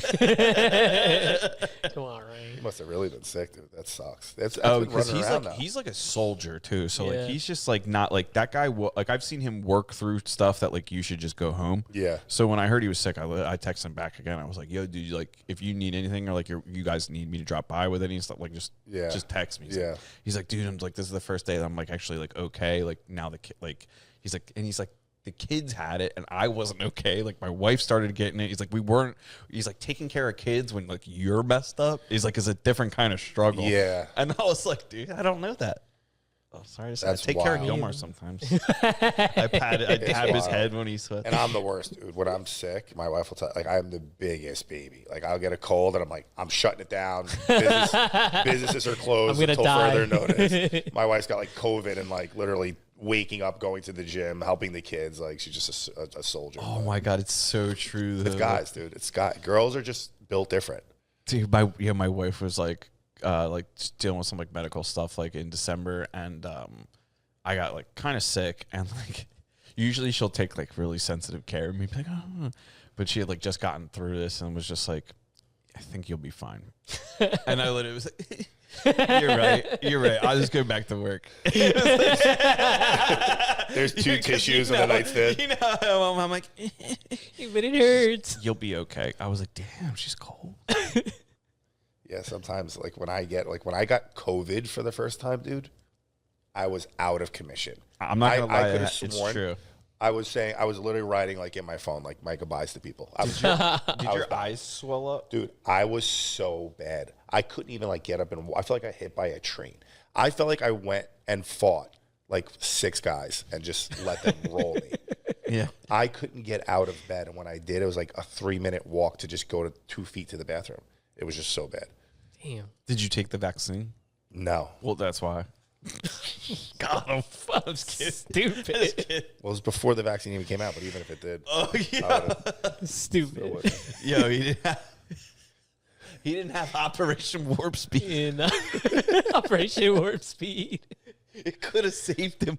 It could have, bro. Yeah, I remember when I got the vid, my eyes, like I was like, dude, something is not right. My eyeballs felt like they were getting pushed out of my skull, and my doctor was like, yeah, because there's so much pressure, like sinus pressure or whatever. It Yeah. was literally like making you think that. I'm like, no, dude, I might lose an eye today. Like, That's crazy, really. yeah, I was like, I that shit was no joke. yeah, I took it. I talked a lot of shit.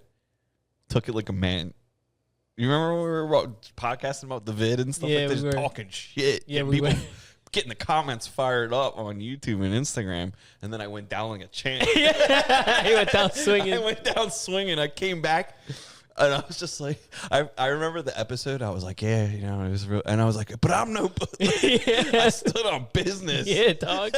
Got through that bitch. I was like, because I'm not dying over something I just talked shit on for 6 months. I was like, I had a reason to live, Gilmar. Yeah. Did you ever Dude, believe you could die from it, though? I thought I was dying. Really? You thought you were going to die? My hand to God, I thought I was going to die. Whoa. Then, dude, I got sick. I get sick once a year like clockwork.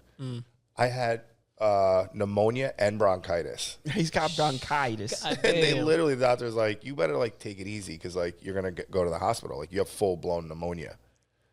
And that was like another one. So now like I'm like, dude, in the morning we'll line up literally like glasses like this on the countertop for the kids. Yeah. All the way through. And like we'll do the vitamin C, like the emergency. Every kid does it. Like we literally take shots like a family in the morning. I That's swear Crush to it up God, on the counter. Just hit a rail. Yeah, all y'all hit a rail. the kids love it. That's awesome. Kids absolutely love it. I'm like, Dad, no, sometimes some days they're like, I don't want to do it again. I'm like, do it every day. I don't want to get anybody sick. Yeah, I got in an argument a long time ago with somebody about high dose vitamin C, and they were like, "That's on my mind." I was like, "Shut up! It works. It's science. I don't want to hear it, but like, you guys believe in science, but not high dose vitamin C. It's hardcore. Let's go. Yeah, dude. 1,000 milligrams a day. Yeah, And yeah, it's a real thing. I do that. My pills, my Perfect Aminos. Shout out Perfect Aminos. Did you get COVID? Yeah, I got it like twice. Yeah. Yeah, the first time it was bad for like 2 days, and the second time I felt normal. It's just Just normal. lost your taste. No, I didn't lose any of that shit. You no. didn't? No. Dude, I couldn't taste beer for a year. What? A year. It just tasted flat. That didn't happen to me, thank God. That was the only thing I lost taste to. Beer. Yeah.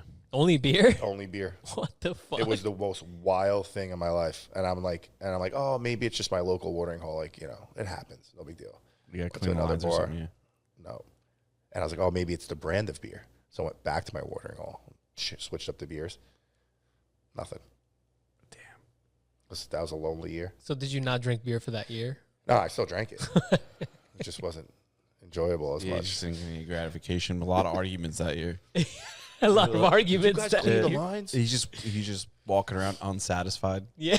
parched. Oh no. Yeah, COVID Sucked. COVID took me hard because I had this weird life-changing shaman experience that we won't get into. So I was already pretty low in my life, but coming back up, I was being rebuilt by the shamans, And then I got the vid in the middle of that whole process, so I was crushed. Mm-hmm. And then I was like, I think I'm just gonna die. They're like, nah, you're gonna be fine. You just this is normal for everybody going through. And I'm like, yeah, but I'm also got the COVID. Got the COVID. they're like, Dude, yeah, do you remember being in the thick of COVID? It was like a third world country. So COVID, you were talking about international business show. I got married in the fall, and then I went to Albania, a bunch of other places. By the time we got to January, we were in LA, Vegas for Builder Show, KBS, and SHOT Show. Right. All in 1 week. And I'm monitoring Twitter, catch wind of this around Christmas time. January, I'm like, holy shit, dude, these people are bleeding out in the street. And then we get to Vegas, and I'm full on panic mode at this time. I'm buying stuff online, having it shipped back to the house, gas masks, anything we were gonna need. I was just bugging out. Right. And I said to my wife, I was like, look, you don't understand. If it's this bad here on these Twitter videos, it's coming here. And we've got days, maybe weeks. The boats don't stop. There's nothing any human being in the face of this planet has any technology to stop this from getting here. Right. So then we came home. We were rocking around for a few, maybe 2-3 weeks, and then they shut it down. And we locked down for maybe a couple of days. Me and my business partner were pretty obstinate people, especially him and me together at the time. I was like, dude, we're going back. These houses are getting built. I don't care. We'll buy masks. We'll supply everybody with masks. We're paying. I'm not just gonna pay people. Right. We're gonna pay them anyway. But let's get everybody back to work. So we just went back to work. We thought the cops were gonna show up and stuff. Nothing ever happened. The cops would wave at us. We called it Corona Highway. Dude, it was 70 miles an hour everywhere you went. You could do whatever you wanted during that time. There were no lights. It was nuts in Jersey. No traffic. It Jersey became was the crazy. worst time to not gonna lie, looking back on it, I do think it was a stressful time. I still think of it was stressful, but it was kind of a fun time. Mm-hmm. It was kind of Thinking back on it now, there was a lot of cool things. You had your clique of people that you would hang out with. Yeah, and that would just be your crew because everyone was safe. people were cooler about it, but then it was I'm a big nerd, and then I went to school for economics, and through that you get a really, really deep education in statistics and how to analyze things. Right. And I just was just at home with nothing to do for the first time in my entire life, and I'm not that guy. I really struggled with the beginning of lockdown, being not moving. Yeah. I was mountain biking through Tyler Park the whole day, and still was I need to do more. I'm bored out of my mind. Yeah. So I just started reading all the data, and right off the bat in the beginning of the coronavirus, I was literally saying shit that I was dude, this just does not fucking the data. Where's the deaths? Like I would look at the charts Yeah. and everything would have like an asterisk or like all these things. And then you would look into that. And I'm not like saying this to be like, I'm a big genius. Yeah. I got in a lot of fights. I argued my entire time through 2020. I wasted a lot of energy.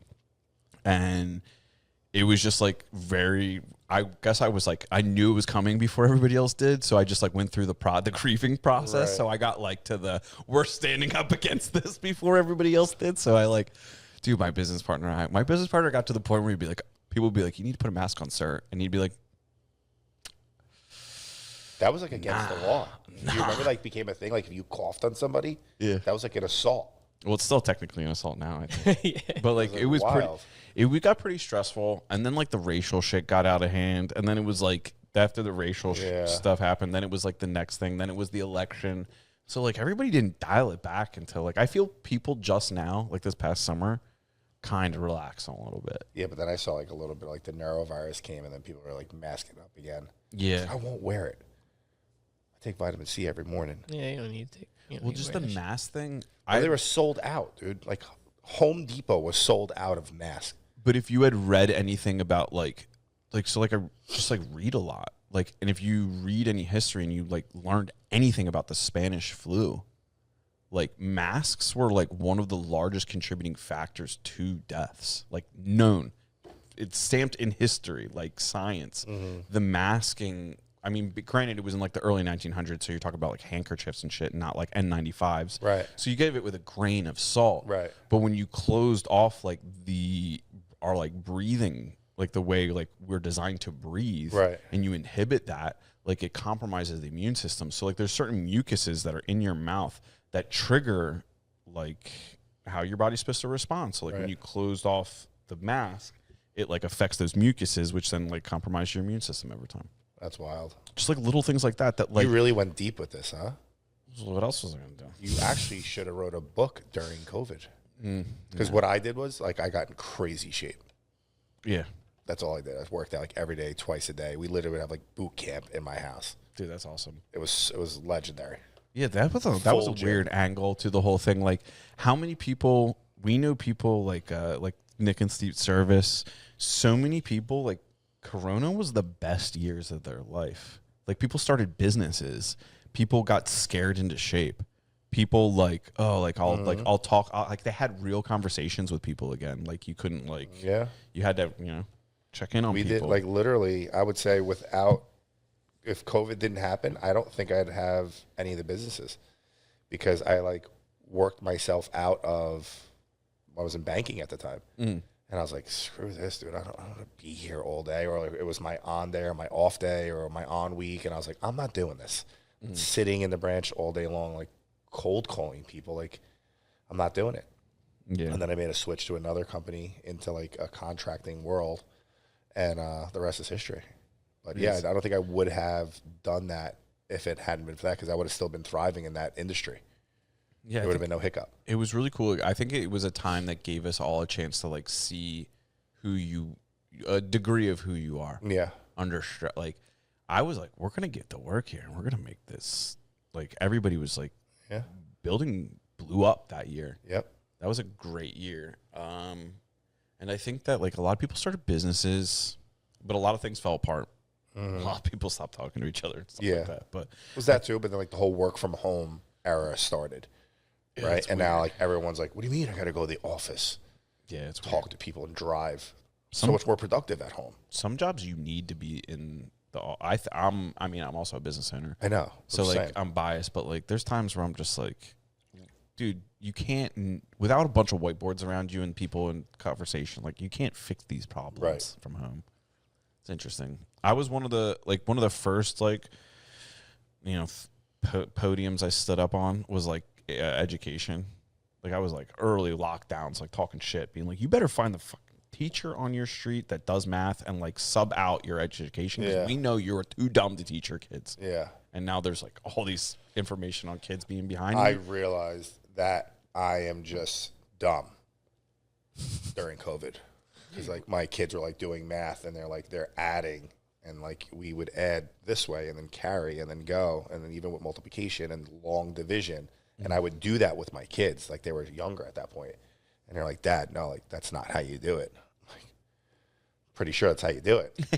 They were like literally showing me, and my daughter was like adding but subtracting to divide and like doing all these crazy things, and like she would get the right answer, and I'm like, wait, literally show me. But it actually brought me and my kids closer together. But it was also, that was the most stressful part, was homeschooling your kids. Yeah. People that actually want to actively homeschool their kids, bravo to you guys, but that's crazy. That is 1,000% a full-time job. Yeah, it's a real challenge. We knew someone that started a school. The well, I think it's Red Barn. I think it's just called the Red Barn. It is Red Barn, yeah. Yeah, they just like pulled all their resources across all these ladies and just like, we're just gonna just have our own school. Really? And they had like kids from ages like kindergarten through like high school in like one room, and it actually like turned into this like wild little experiment that like when we talked to her about it was actually kind of cool. I'm sure like the older kids were helping the younger kids and stuff too. It was like, it just like fostered this level of responsibility from certain ages that you wouldn't have expected. Like the kids were teaching each other things that you like. The older kids were learning from the younger kids on how to like lead. Like that's pretty so cool. it just had this like weird impact that you were like, wait a minute, have our kids not been getting taught because they can't in that environment? Right. Like, how are you supposed to learn outside of this environment? Yeah. So like hearing really positive things like that were really nice. There's also a challenge too, with like even kids getting outside, right? Because they just became like, I'm gonna go on the iPad or I'm gonna go play video games, and like no one even wanted to go outside. Remember, my wife was always like, all right, we're gonna go outside and be outside for an hour, like all together on our lawn, because we can't go across the street because there's a barrier. Yeah. But yeah, that was a wild time. Looking back, like you said though, it was low key. My wife just said it the other day. It was like low key, almost kind of fun. Like we would like hang out. We drink, we drink So much wine, fun. whatever. We played cards. But like I said, you had like your group of people that was safe. So like, we would work out, we'd eat, well, what else are you going to do? You're kind of like literally in jail in your own house arrest. So many people that were like anti-gun now then owned guns. Like so many things like that where people like came. Beliefs changed. So many things were tested. Yeah. I think so. I think for me, it was realizing like you just can't talk to, like, I forget what Evan said. It was when you wrestle a pig, both you guys are going to get muddy and only one of you likes it. Yep.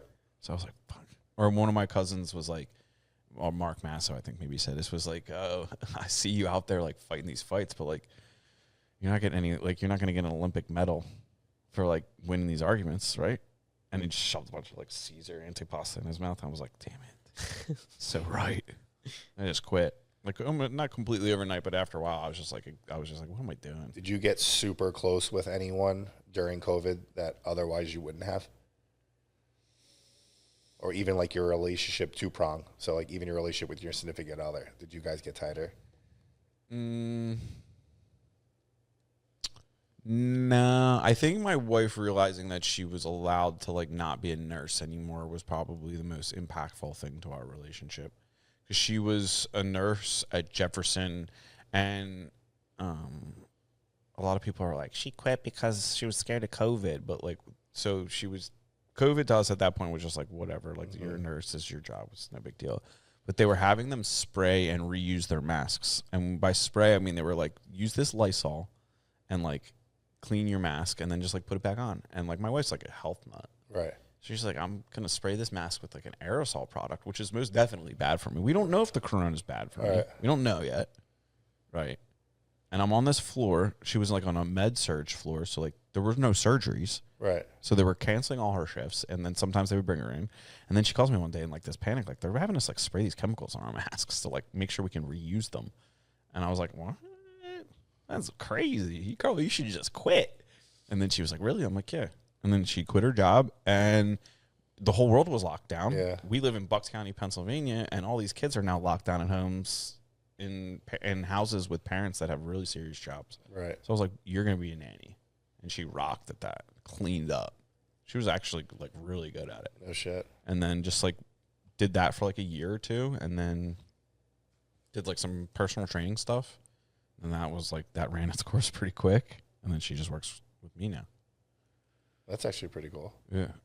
But like it definitely gave her that, like she was doing like online, like she was doing like group fitness calls in the dining room with like his ex-girlfriend, and like other people were like, I'm like, damn, you should be a fitness trainer. So like just watching like that progression was cool to see. see her be like, oh, I'm going to do like, and watching her educate kids. Like she was more than just a nanny. Like she was literally like like the families that got her, their kids are way ahead of the rest of the kids in their She classroom. took pride in what she did, right? Yeah, she was taking them on like field trips and shit, and like they were going to like, and I'm like, God damn it, like why do I have to go to work? Like this sounds every day's like all like you were just having a blast. Yeah, and just like hearing just like how rewarded she felt, like from going from like, because when I met her, she was a nurse at CHOP in Philly, Right. like a cardiovascular like ICU floor, like Right. kids waiting for heart transplants. Right. Extremely rewarding. Then left, like they don't get paid anything. Got college debt. Eventually you have to go get a job at Penn or Jefferson. And like the corporate nursing medical world is exhausting for people that like actually are like true caregivers, helpers type folk. Right. And my wife's like one of those people that like no matter who you are, she's going to find a way to make you make the situation better for you. Very hospitable type person. Right. So like hearing about nursing all the time, like she already had a foot out the door. Corona just kind of was like what was the quick cut. That's good though. Yeah, so like a lot of that stuff was cool. That's good. You know, I think it was good. Yeah. What do you guys say? Oh, Bring I us mean- back, Omar. yeah. I mean, yeah. COVID is definitely different. I think that's the year I met Andrew. So I think once we were like kind of introduced to each other, that's where things changed for me. Because I think my relationship with the person I was with at the time, it was kind of the same because I was still working. I had maybe 3 days off, and then because I worked at a restaurant at the time, and I was telling the owner, I was like, yo, whatever I can do to get in there and work, because in my head, I'm not getting unemployment, and I got to pay bills, so I'm like, I'll go to work tomorrow. Like, I don't fucking care about this shutdown. Right. So then, yeah, I think 3 days later, he said, yeah, come to work. Dude, the restaurant industry changed completely when that happened. It was just it was probably three of us running an entire restaurant, and people were just being dicks, and it was just crazier than we thought it was going to be. And I think after that, it kind of left a sour taste in my mouth for the industry. And then that's kind of why I got out of it and started working with Andrew. So I guess that's what happened for me, because I didn't really have any time off. I totally forgot how wild the food. Yeah. My whole like thinking about that, I totally forgot what restaurants were like. Yeah, dude, That was it was wild. fucking crazy. I couldn't imagine what it would be like to work on the other side of that, and just like be like all these rules that are changing every day. Yeah, Just man. being like, oh, you gotta Every do- week there was a new rule. Yeah, every week, What was dude. last week was not this week, and then they went back to it and magnified it and adjusted. And What was really cool about Doylestown though, and like you guys should come and do this on Friday nights in the summertime. Fridays ends. It's like for the whole weekend. There's certain streets like you'll notice that there's like on the sidewalks there's like barriers, and they'll shut down certain streets here, and they have like designated streets like every weekend. Friday, Saturday, and Sunday, they just like the restaurants literally like take over. did that happen during COVID, or is that was like always at the It wayside? started in So they do that too up by me, but like smaller towns kind of like this, like Asbury Park. I'm sure you've heard of. that they did a good one. They That do it in one's pretty- Princeton. Yeah, Princeton. they do it in Princeton, they do it a Princeton. Like different towns, they'll do that, which I actually really like. I think it's cool, especially Yeah. like, if you have kids or a dog, or you want to just be outside. Kind of force people to be outside. It was less like sit inside type of deal. Yeah, Which being was able nice. to like go to a restaurant and get an open container of alcohol and then get back in my car with the to-go food was also pretty good. Yeah. I forgot about that. Yeah. I'm like, wait a minute, you guys can do alcohol to go? And they're like, yeah. I was like, what? Yeah, I was doing What that is too. this? How is this a thing right now? I was a New Hope with that They were shit. just trying to make money. They were just- Every rule changed, dude. I think Red lights became stop signs. yeah. That's really like the summing up of COVID. Yeah, it's true. Red lights became stop signs. That's true. That should be like when you write a book about your life. I'll be like that chapter Yeah. when red lights became stop Yo. signs. Yeah. I'm not gonna lie. Do you believe? Grandpa Steve, you survived this? Yeah. Do you believe you could write a book about your life and it'd be entertaining? Unfortunately, yeah. Yeah, me too. Yeah, I think- the beginning part of my life in Yeah. particular was wild, but like it for a long time I carried a lot of like sometimes you carry like anger and things through those times and like you don't even realize it, and then Yep. sometimes you're aware of it and you still are just angry. Uh-huh. And then like once you get through all of that and you kind of realize like all that chaos afforded you skills and things that like allowed you to meet certain people, which put you in certain like it just puts you here. you kind of are just like at peace with it. Yep. And that's how I can say, like, at this point, for a long time, I probably would have been like, I'm not going to tell you anybody. Yeah. It's the same thing for me. I'll be honest with you. I feel like until I became a business owner and met and surrounded myself with the people that I am surrounded with now, I was a completely different person. I'll even tell my guys. I literally had a meeting on Friday with my guys, and I was like, you would never work for Steve 10 years ago. Oh, I say that to him all the time. You would have hated 10 years ago, Steve. I told my wife, you know, and, you know, I'm even like cool with my ex-wife. Like, it's kind of, we call ourselves the modern you guys 10. have a really we cool have a really relationship. unique relationship where, like, you know, I talk to my ex-wife on a daily basis. You know, I talk to her husband on a daily basis. He's actually a friend of mine. We do business together.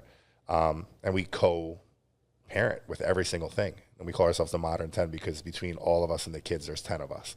We've, like, gone on vacation and stuff together before. It's really cool. But even to her, like, I was completely a different person. But, like, even now, our relationship as friends is, like, different. Like, I actually value it. You know what I mean? But even my wife now, she would have met me back then. She would have never even gave me the time of day. But the people that, you know, you're around now, that when you're thriving, you know, but you look back again to those people that prior to, you know, that taught you life lessons, you know, and things that taught you stuff about yourself almost, you know, really pushing the envelope in certain different, you know, circumstances, things you may be proud of, may not be proud of, but still taught you a lesson. Game changer, dude. Yeah. Complete game changer. What was the, like, can you point to, like, any one thing that was, like, the catalyst for that? Or was it just owning a business? I remember specifically a pivotal point. I was already divorced. I was living in North Jersey, and there was a snowstorm. And I had, like, an opportunity, like, and I kind of had like a, I don't know what it was. It was just like a moment where I was like, am I the best version of myself right now? And I was walking down a street. I was actually in Edgewater, New Jersey, which is like super far north New Jersey, almost in the Bronx. And I was passing a church, not to be like super religious or anything, but like I was like, let me go inside this church. And I went inside the church, and I was like just hanging out, just like clearing my head. And out of nowhere, dude, I like broke down. I don't know why. I couldn't even tell you the train of thought or anything. And like I just broke down. And I realized at that moment in my life, like I was not even close to the best person that I could be. And I think that I have a lot of good values from my parents, and they raised me well. But at that moment, I realized, I'm like, damn, like, you're not, like, and I had kids at the time. Yeah. I'm like, I'm not where I need to be. That same day, I went to my apartment, and I had a roommate at the time. I literally packed up my stuff and left. I went back to my parents' house. Again, I was divorced at the time. I moved back home. Like, my parents have a bi-level house. Moved into the basement and pretty much reinvented myself from that day moving forward.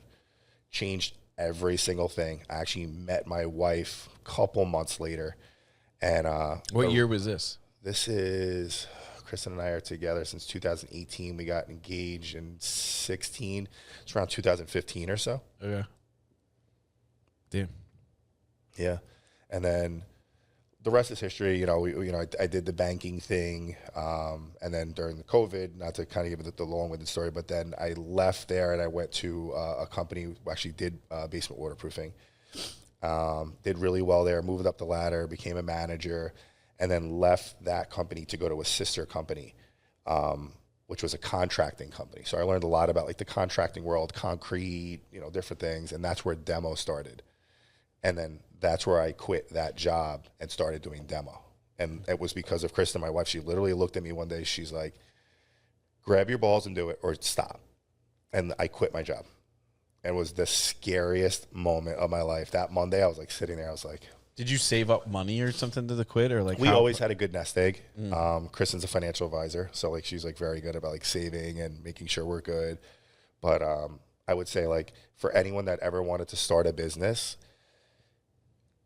it's really the risk of just saying you love it and have yourself a solid support system. My support system is second to none between my parents, my in-laws, my sister-in-laws and brother-in-laws, my wife, first and foremost, my kids. Like, they support me more than anyone logically should support anyone at all. Is that just because they're good people, or like what is it? What is the key to having a good support system like that? I would say trust. I I think, you know, you have to be able to really let your guard down and trust these people are not just fluffing and saying, you can do it, go and do it.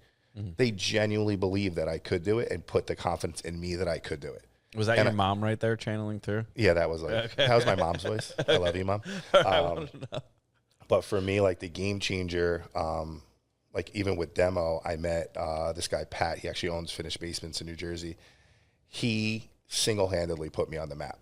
I owe him, and I tell him all the time, like, he put me on the map. He trained me. He guided me. He gave me business advice, tips, tricks. There's nothing this guy, to this day, would not do for me. I would just ask, and he treats me like one of his own kids.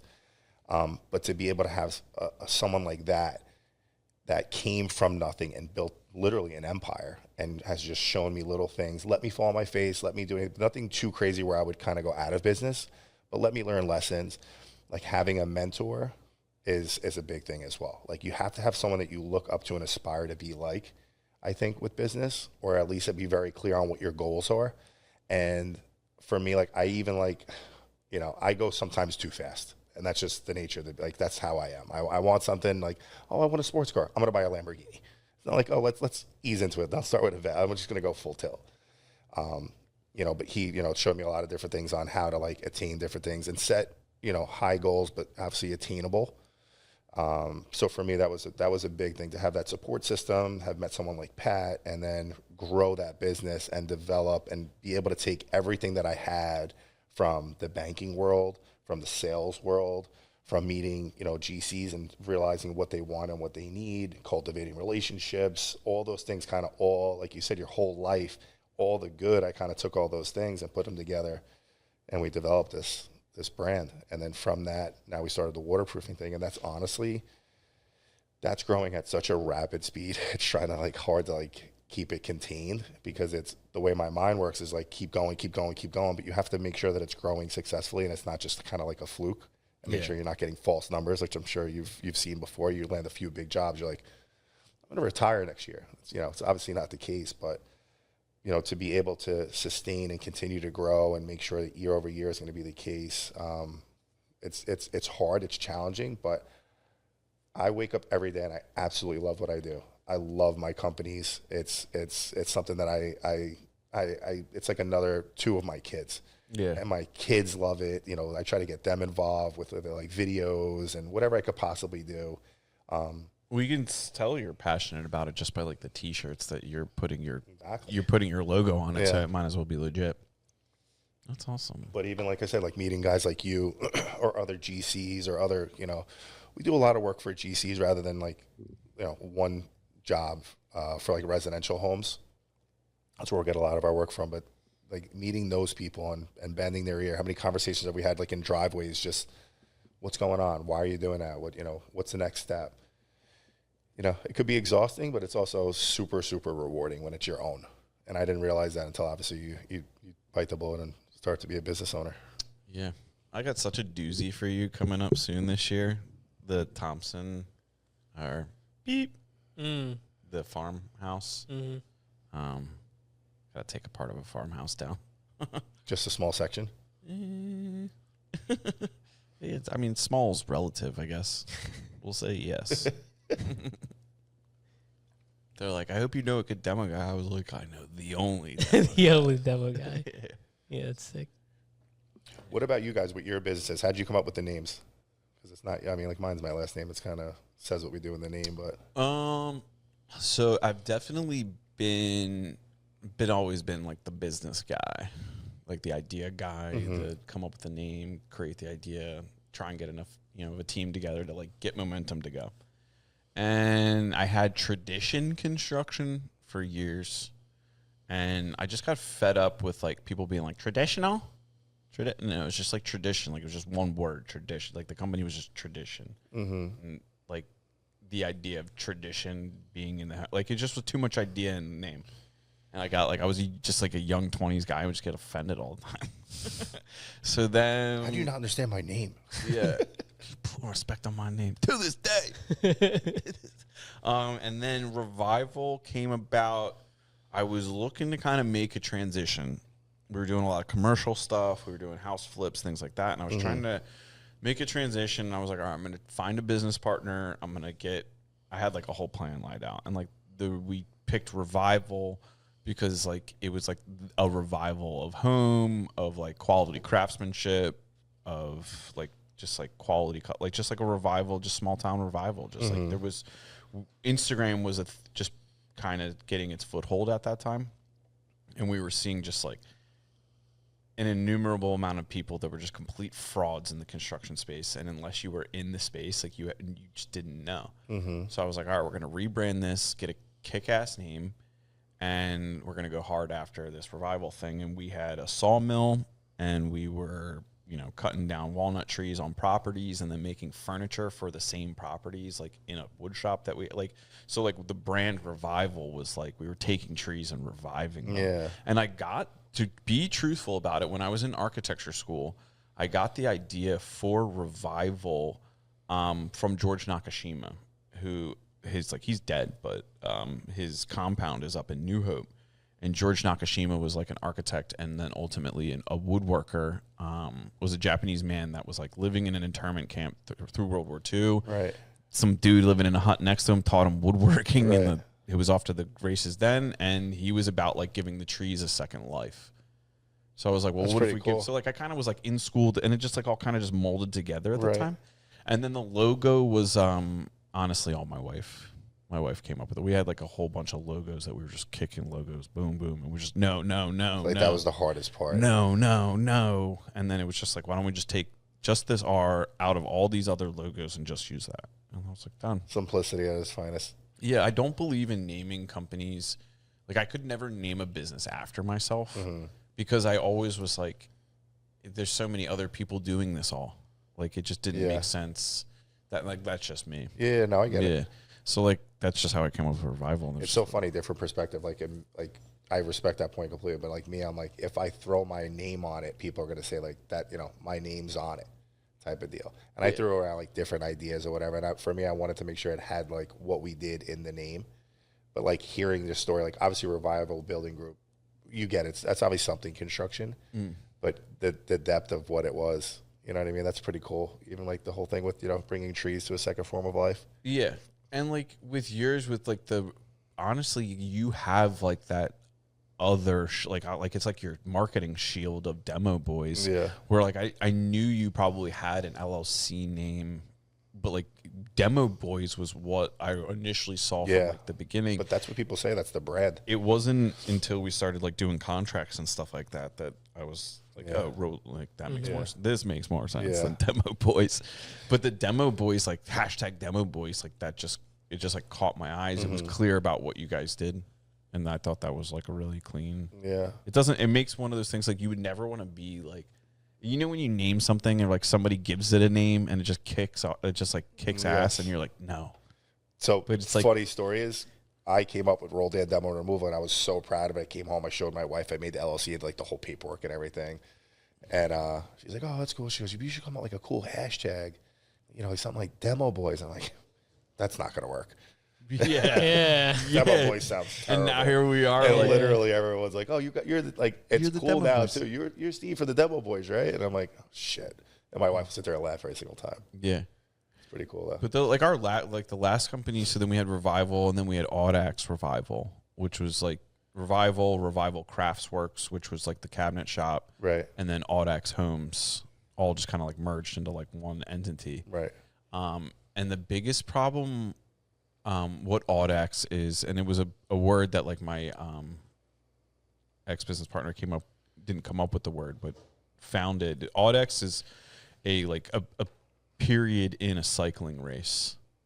And I like used to be big into like triathlons and cycling and things like that. So it was like, oh, when I met him and like he had this like Audax like name idea, I was like, well, that's kind of unique. Like, why'd you pick that? Because like all I know is the Audax Spider and then this like type of cycling. Right. And he's just like, oh, that's why. And then it was like, well, then if you pick AU, you're at the top of like a lot of lists. But we would run into things all the time. Would be like, hey, people would pronounce. They'd be like, we're here for, that's us. And I'd be like, yeah, that's us. Just I'm not gonna make you say it. So that was also another lesson in making it like when we like dissolved that company, and then like I had to a choice to make with like what I was going to do next. Sure. I just like went back to Revival because like I always liked it. Like I was always like, dude, it just makes sense. Like all I want to do is just revive people's houses. Yeah.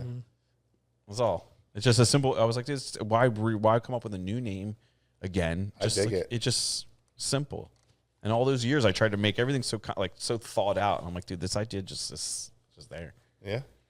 And then what do you got? You got more studios. Yeah. Well, I don't know. It was You struggled for a while with it, though. I did for a struggled, little bit. Not struggled. But I was having difficulty nailing one down. Cause same thing with me. I've always started brands and made names. Because my brother and I had a YouTube channel. We had a podcast. So I kind of knew what it was to brand. I used to make my own clothing, and I even had a clothing brand. So before I started this business, so I was like, I kind of know what I'm going for in terms of how to put a name together. But it was just so hard because one, I wanted it to be a name that wasn't my name, so that way, it could be more marketable. I don't know. I just always found that the name, if you can sell the name, it's kind of a winning business in a way. I don't know.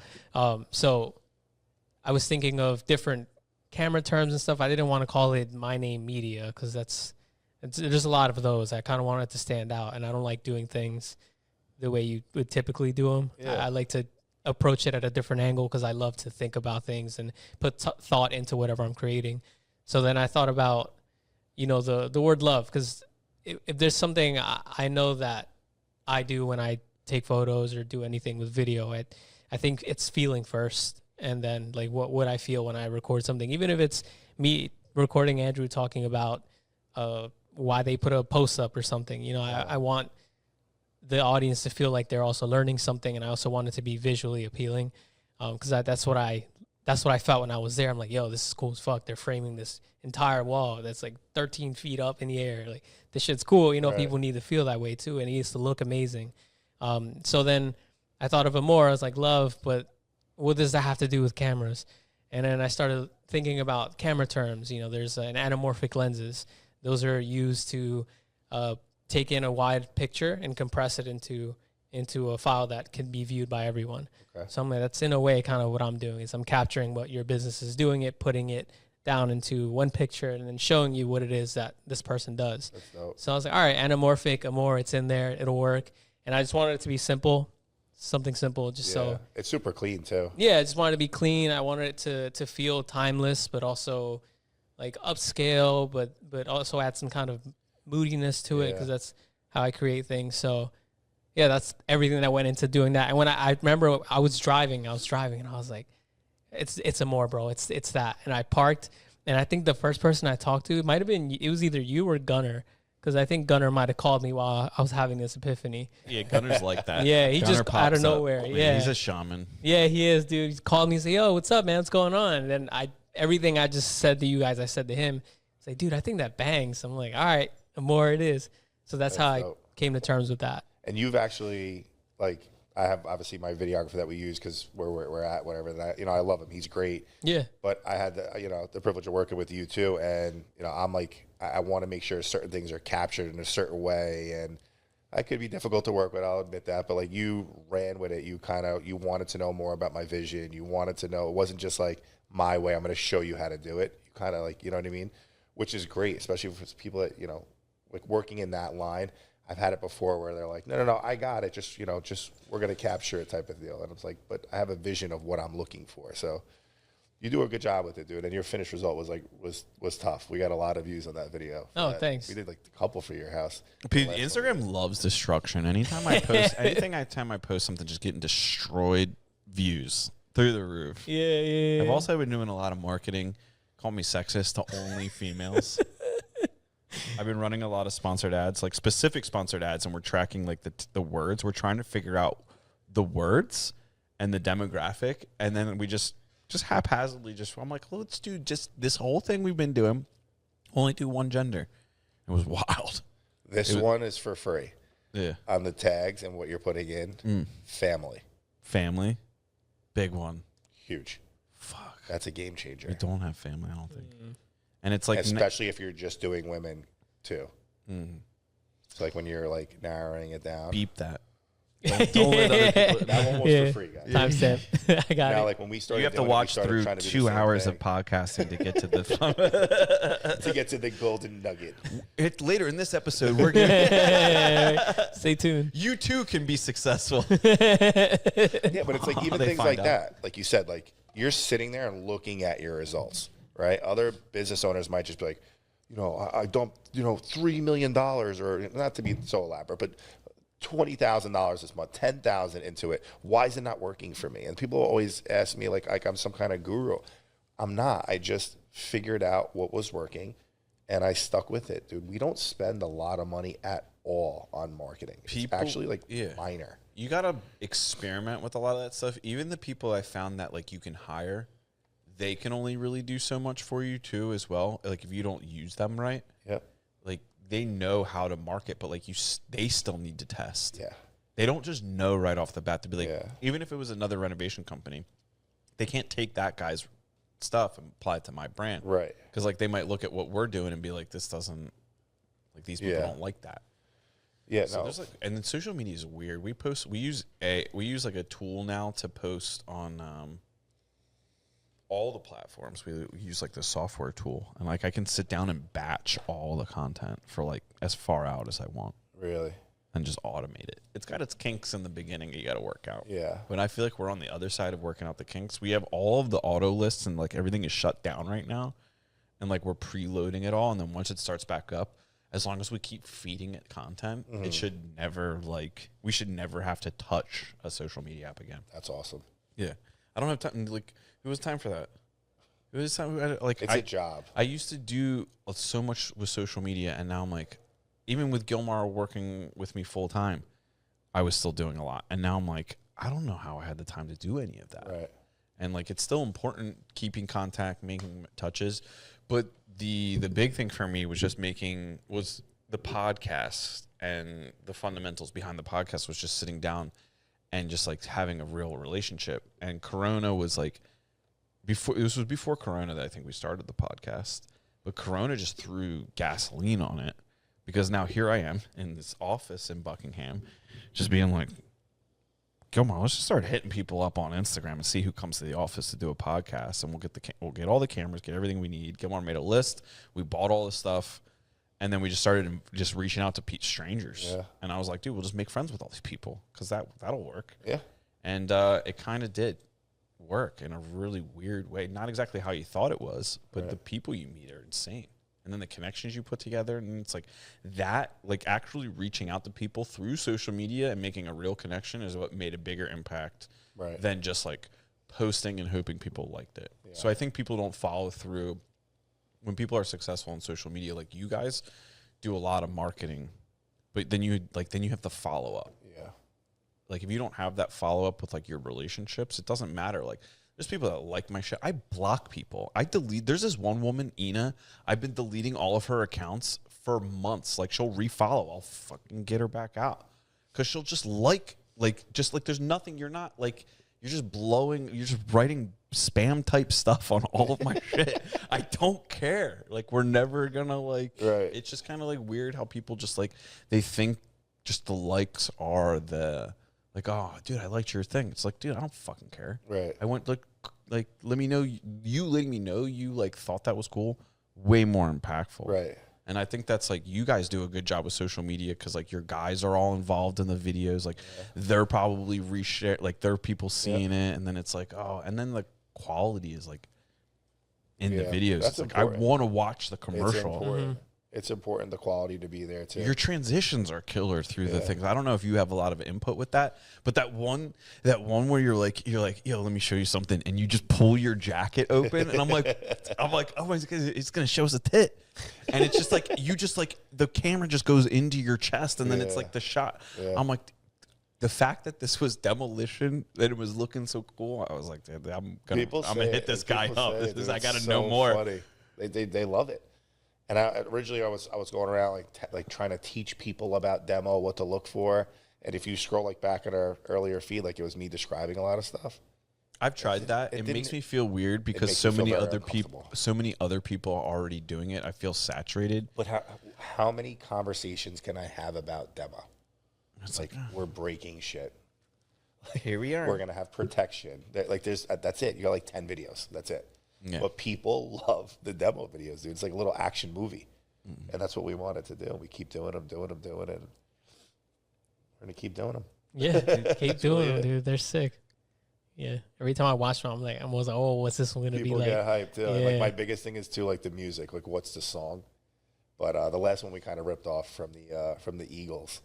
Did you see that whole thing where they had I forget what it was. I actually saw it was on Philadelphia's Eagles Instagram, and it was I forget who it Gilmar was. definitely saw it then. Was it I blow think the it might have been whistle? Dawkins or something. No, like it's the same exact thing. Our last video that we dropped that I'm actually talking in a little bit. Okay. I saw his video and I was like, dude, I hit my boy Joe. I'm like, Joe, I just sent this to you. Like tomorrow we're filming.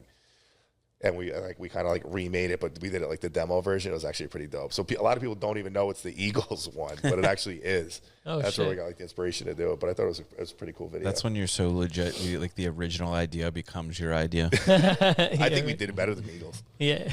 Oh, yeah. I gotta look at it. I don't think I saw that one. Like Henry Ford right now is probably in his grave, like cursing Elon Musk. Everybody's calling him Teslas. Son of a bitch. Damn Tesla. Should have been a Ford.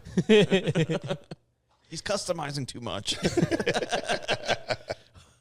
He's doing too much. Dude, that's awesome.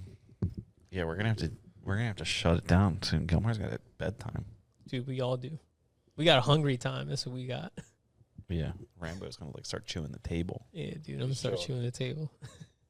Damn, dude, this was a good time. Yeah, this is great. I'm Yeah, glad man. we got to hang out. Definitely a good time. I appreciate it. Thank you for having me. I'm glad we got to hang out. We'll have to come over to New Jersey. What's the name of the restaurant? La Lupa. La Lupa? Whenever you Dude, I want. want to go, La man. Lupa. I want to go. Gilmar's like known for just pulling up though. I love pulling up the places. Pull Like up. he'll literally like If tomorrow. if you leave your house and you're on your way there, I will hit them up. Be like, yo, my boys, and I get like hated for it because like I got such pull there, which I try not to. I don't say I try not to abuse it, but like I want to share the experience with so many people that like I'm like, you gotta go, and I'm like, yo, they're on their way right now. Like, dude, we're packed, and it's super small, dude. The whole restaurant is this big, like the size of this room. Where in New Jersey is it? It's in Manalapan. Okay. It's a solid from here an hour and 20 minutes. Yeah, I'm in Ewing, so it's probably like 40 minutes for me. Yes. Yeah. With And the way you honestly, drive, are dude. you far from 33? No. Dude, it might even be a half hour from you. Yeah. Yeah, you stay on 33, dude. I don't stay on but I've been on 33. It's on 33. Oh, it's on 33. On Route 33. Oh, shit. Okay. North or south from Ewing? It's like east and west, isn't it? East and west. Yeah, probably. Yeah, Manalapan's. Yeah, I'm pretty sure it's on 33. I might It's be east misquoting and that. west. But look it up. Yeah, I'll look It's- it up. I'm not going to lie. I put it up there with like your best Italian steakhouse you've ever been to. I put it up right next to that. What have you been to any Italian steakhouses in Bucks County? That's a negative. That's okay. We're gonna have to have an Italian steakhouse off. You better, like, I'm not going to lie, you better come correct. I'm gonna come Like, correct. you better, you got to I pick one. oh damn. Or if you want to pick two, we can go second runner up would be Gabriella's. But that's in like Middletown, Red Bank. Have you ever been to Spiegel in Hamilton? No. Have you ever been to La Stalla? Well, you haven't been to Bucks County. La Stalla in Newtown's pretty fire. You got to pick two. Baco in Montgomeryville. Big Baco, not the other ones. Oh, yeah, Big Baco. Big Baco. Yeah. And Stala. And I'm putting like No. I'm I'm resetting mine. You gotta I'm reset. This resetting is Jersey, bro. I'm setting mine. What's that one in Newtown near La Stalla that the chef Pasquale Barolo? That's BYOB though. So is La Lupa. That's fine. Done, dude. Because then it's got to be BYOB versus BYOB. Because I think BYOBs are superior to restaurants that serve alcohol. Let me tell you something. And I'm going course for course with you. Like, Okay. we're gonna break it down. Like, literally, Holy I'm shit. picking two. I'm picking two appetizers, one pizza, two pastas, and then a steak. Okay. Run it down. What are your appetizers? So I'm doing Roman gnocchi. Okay, don't you dare say some like eggplant roll and team. No, dude. Yeah, It's all. Trust me. Okay. Roman gnocchi and their fried chicken Okay. appetizers. Let me tell you something. I think La Lupa's gonna win. Second, I'm gonna do a little Caesar salad. That's in between, little break. Yeah. Then I'm gonna bring out. They have pizzas. I'm gonna do the clam pie. You win. After the clam pie, then they're gonna go out and we got pastas. I can blindly pick any of their pastas. They constantly switch them up. Spicy rigatoni. I just see Helen Keller just putting her fingers in Dude, pastas. it's just insane. Any pasta purse that they put together, next level. And then the steak. Skirt steak, Okay. Kansas City ribeye, or bone-in New York strip. No gorgonzola crab sauces or anything like that, right? Yeah, dude. Okay. Don't and you they dare. pre-cut everything. It comes out all nice and nice, ready to go. I This might sounds actually like- stop there on the way home. This sounds like an experience. Yeah, I don't bro. know. I'm gonna need a minute to think about my places. And I'm gonna tell you right now, it's gonna be very difficult for you to even be close. Like if mine's a I 10, know a like lot for, of restaurants for yours too. to hit a 7 compared to my 10. Oh man. Dude, we should do one of the dinners there. Well, I'll set that up. You have like a max of 8 people though, because that would That's take up true. like Yeah. a lot of the restaurant. Yeah. Dude, I'm not gonna talk shit on another place, but that one place we went to eat was just not. I was disappointed showing. I'm glad you had a good time, but wow. Wow. It was definitely a good time. It was a good time, but We'll say wow. You know, Yeah. I'm not gonna say it on here because we'll get bad juju. Yeah, bad juju. It's fine. We They won't be going tried. back there. They tried. Yeah, La Lupa. It's just etched in stone. I'm gonna try it out. I'm gonna try it out. You're ASAP. definitely going to be there. I'm going to say in the next 2 weeks, but you can't go on and get a reservation. That's Dude, the problem. I'll I know when you're going to go because you're going to have to hit me up. Oh yeah. All right. I'll hit you up. go on a straight Wednesday night. Shit, I'll go. Packed. It's dead. Like you're not going to be able to Mobbed? get in. Yeah. Well, I gotta go. They dropped the reservations and they're sold out All right. like a month in you advance. can't buy your way. No way. Swear to God, dog. So the only way to get in is to hit you up. well, either Watch, that or I'm get cool a with that. reservation like whenever you can get it. They're just constantly they just have the Demo Boys table that just comes out of the. You have to sit up above everybody. Those are my boys, bro. I'm telling you, I love eat in that a spot. champagne glass. Yeah. You guys would be blown away by this. You know, have you ever seen the movie Goodfellas? Mm-hmm. Where they start clearing tables out in front of the stage, and people are like, "What the Yeah. hell?" No, They're but like, "We put the two top that's down what- where it doesn't belong," and they sit Yeah. down. He's like, That's "I'm what gonna sit Karen here." said. She goes, That's what he's what doing. do you do for a living? I'm in construction. Yeah, It fits. It fits even now. I'm in Waste management. construction. Dude, that's awesome. I appreciate you so much for coming and Yeah, for man. bringing Thank us you. these Thank shirts. you guys for having me. Everybody, all the other contractors that give us shirts, you need to step your game up and make something as beautiful as this. Don't make it look like this. Be creative on your end. But like make my entire closet rock. Yeah, you could easily. Gil's definitely rocking that. Did you see the Old English in the front, dog? Yeah, that's very metal. You know, like this, all of the Saga boys. That's very Saga. That is very solid. Yeah. They're So I oversized. guarantee you, They're I'll the wear this. oversized I'll joints. wear this the power build on Friday morning. I guarantee you, someone will come up to me and be like, "Dude, where'd you 100%. get that?" And I'll be like, Gotta "You know got somebody. Yeah, you got to need. You ever heard of La Lupa? Let me tell you a story about this restaurant I won't. La Lupa. Yeah. Just do a Demo Boys video at La Lupa, just like all you guys sitting at the tables, like chilling around, like pouring wine out. Just like one of those like slow mo, like yeah, whatever. Do Goodfellas style. No, do Goodfellas style. Yeah. So this was Gilmar, Steve, Andrew, Rambo under the table, of course. We're at always. 86 West, the home of the No Prisoners podcast, our stadium. Come check it out. They've got an amazing menu, sushi, multiple bars. Summer's coming up soon, spring. We've got multiple outside bars. We've got the upstairs bar over here with the garage doors that go up, and then you can look down to the other bar and down on the peasants. So if you want to feel like a real king, come drink upstairs at 86 West.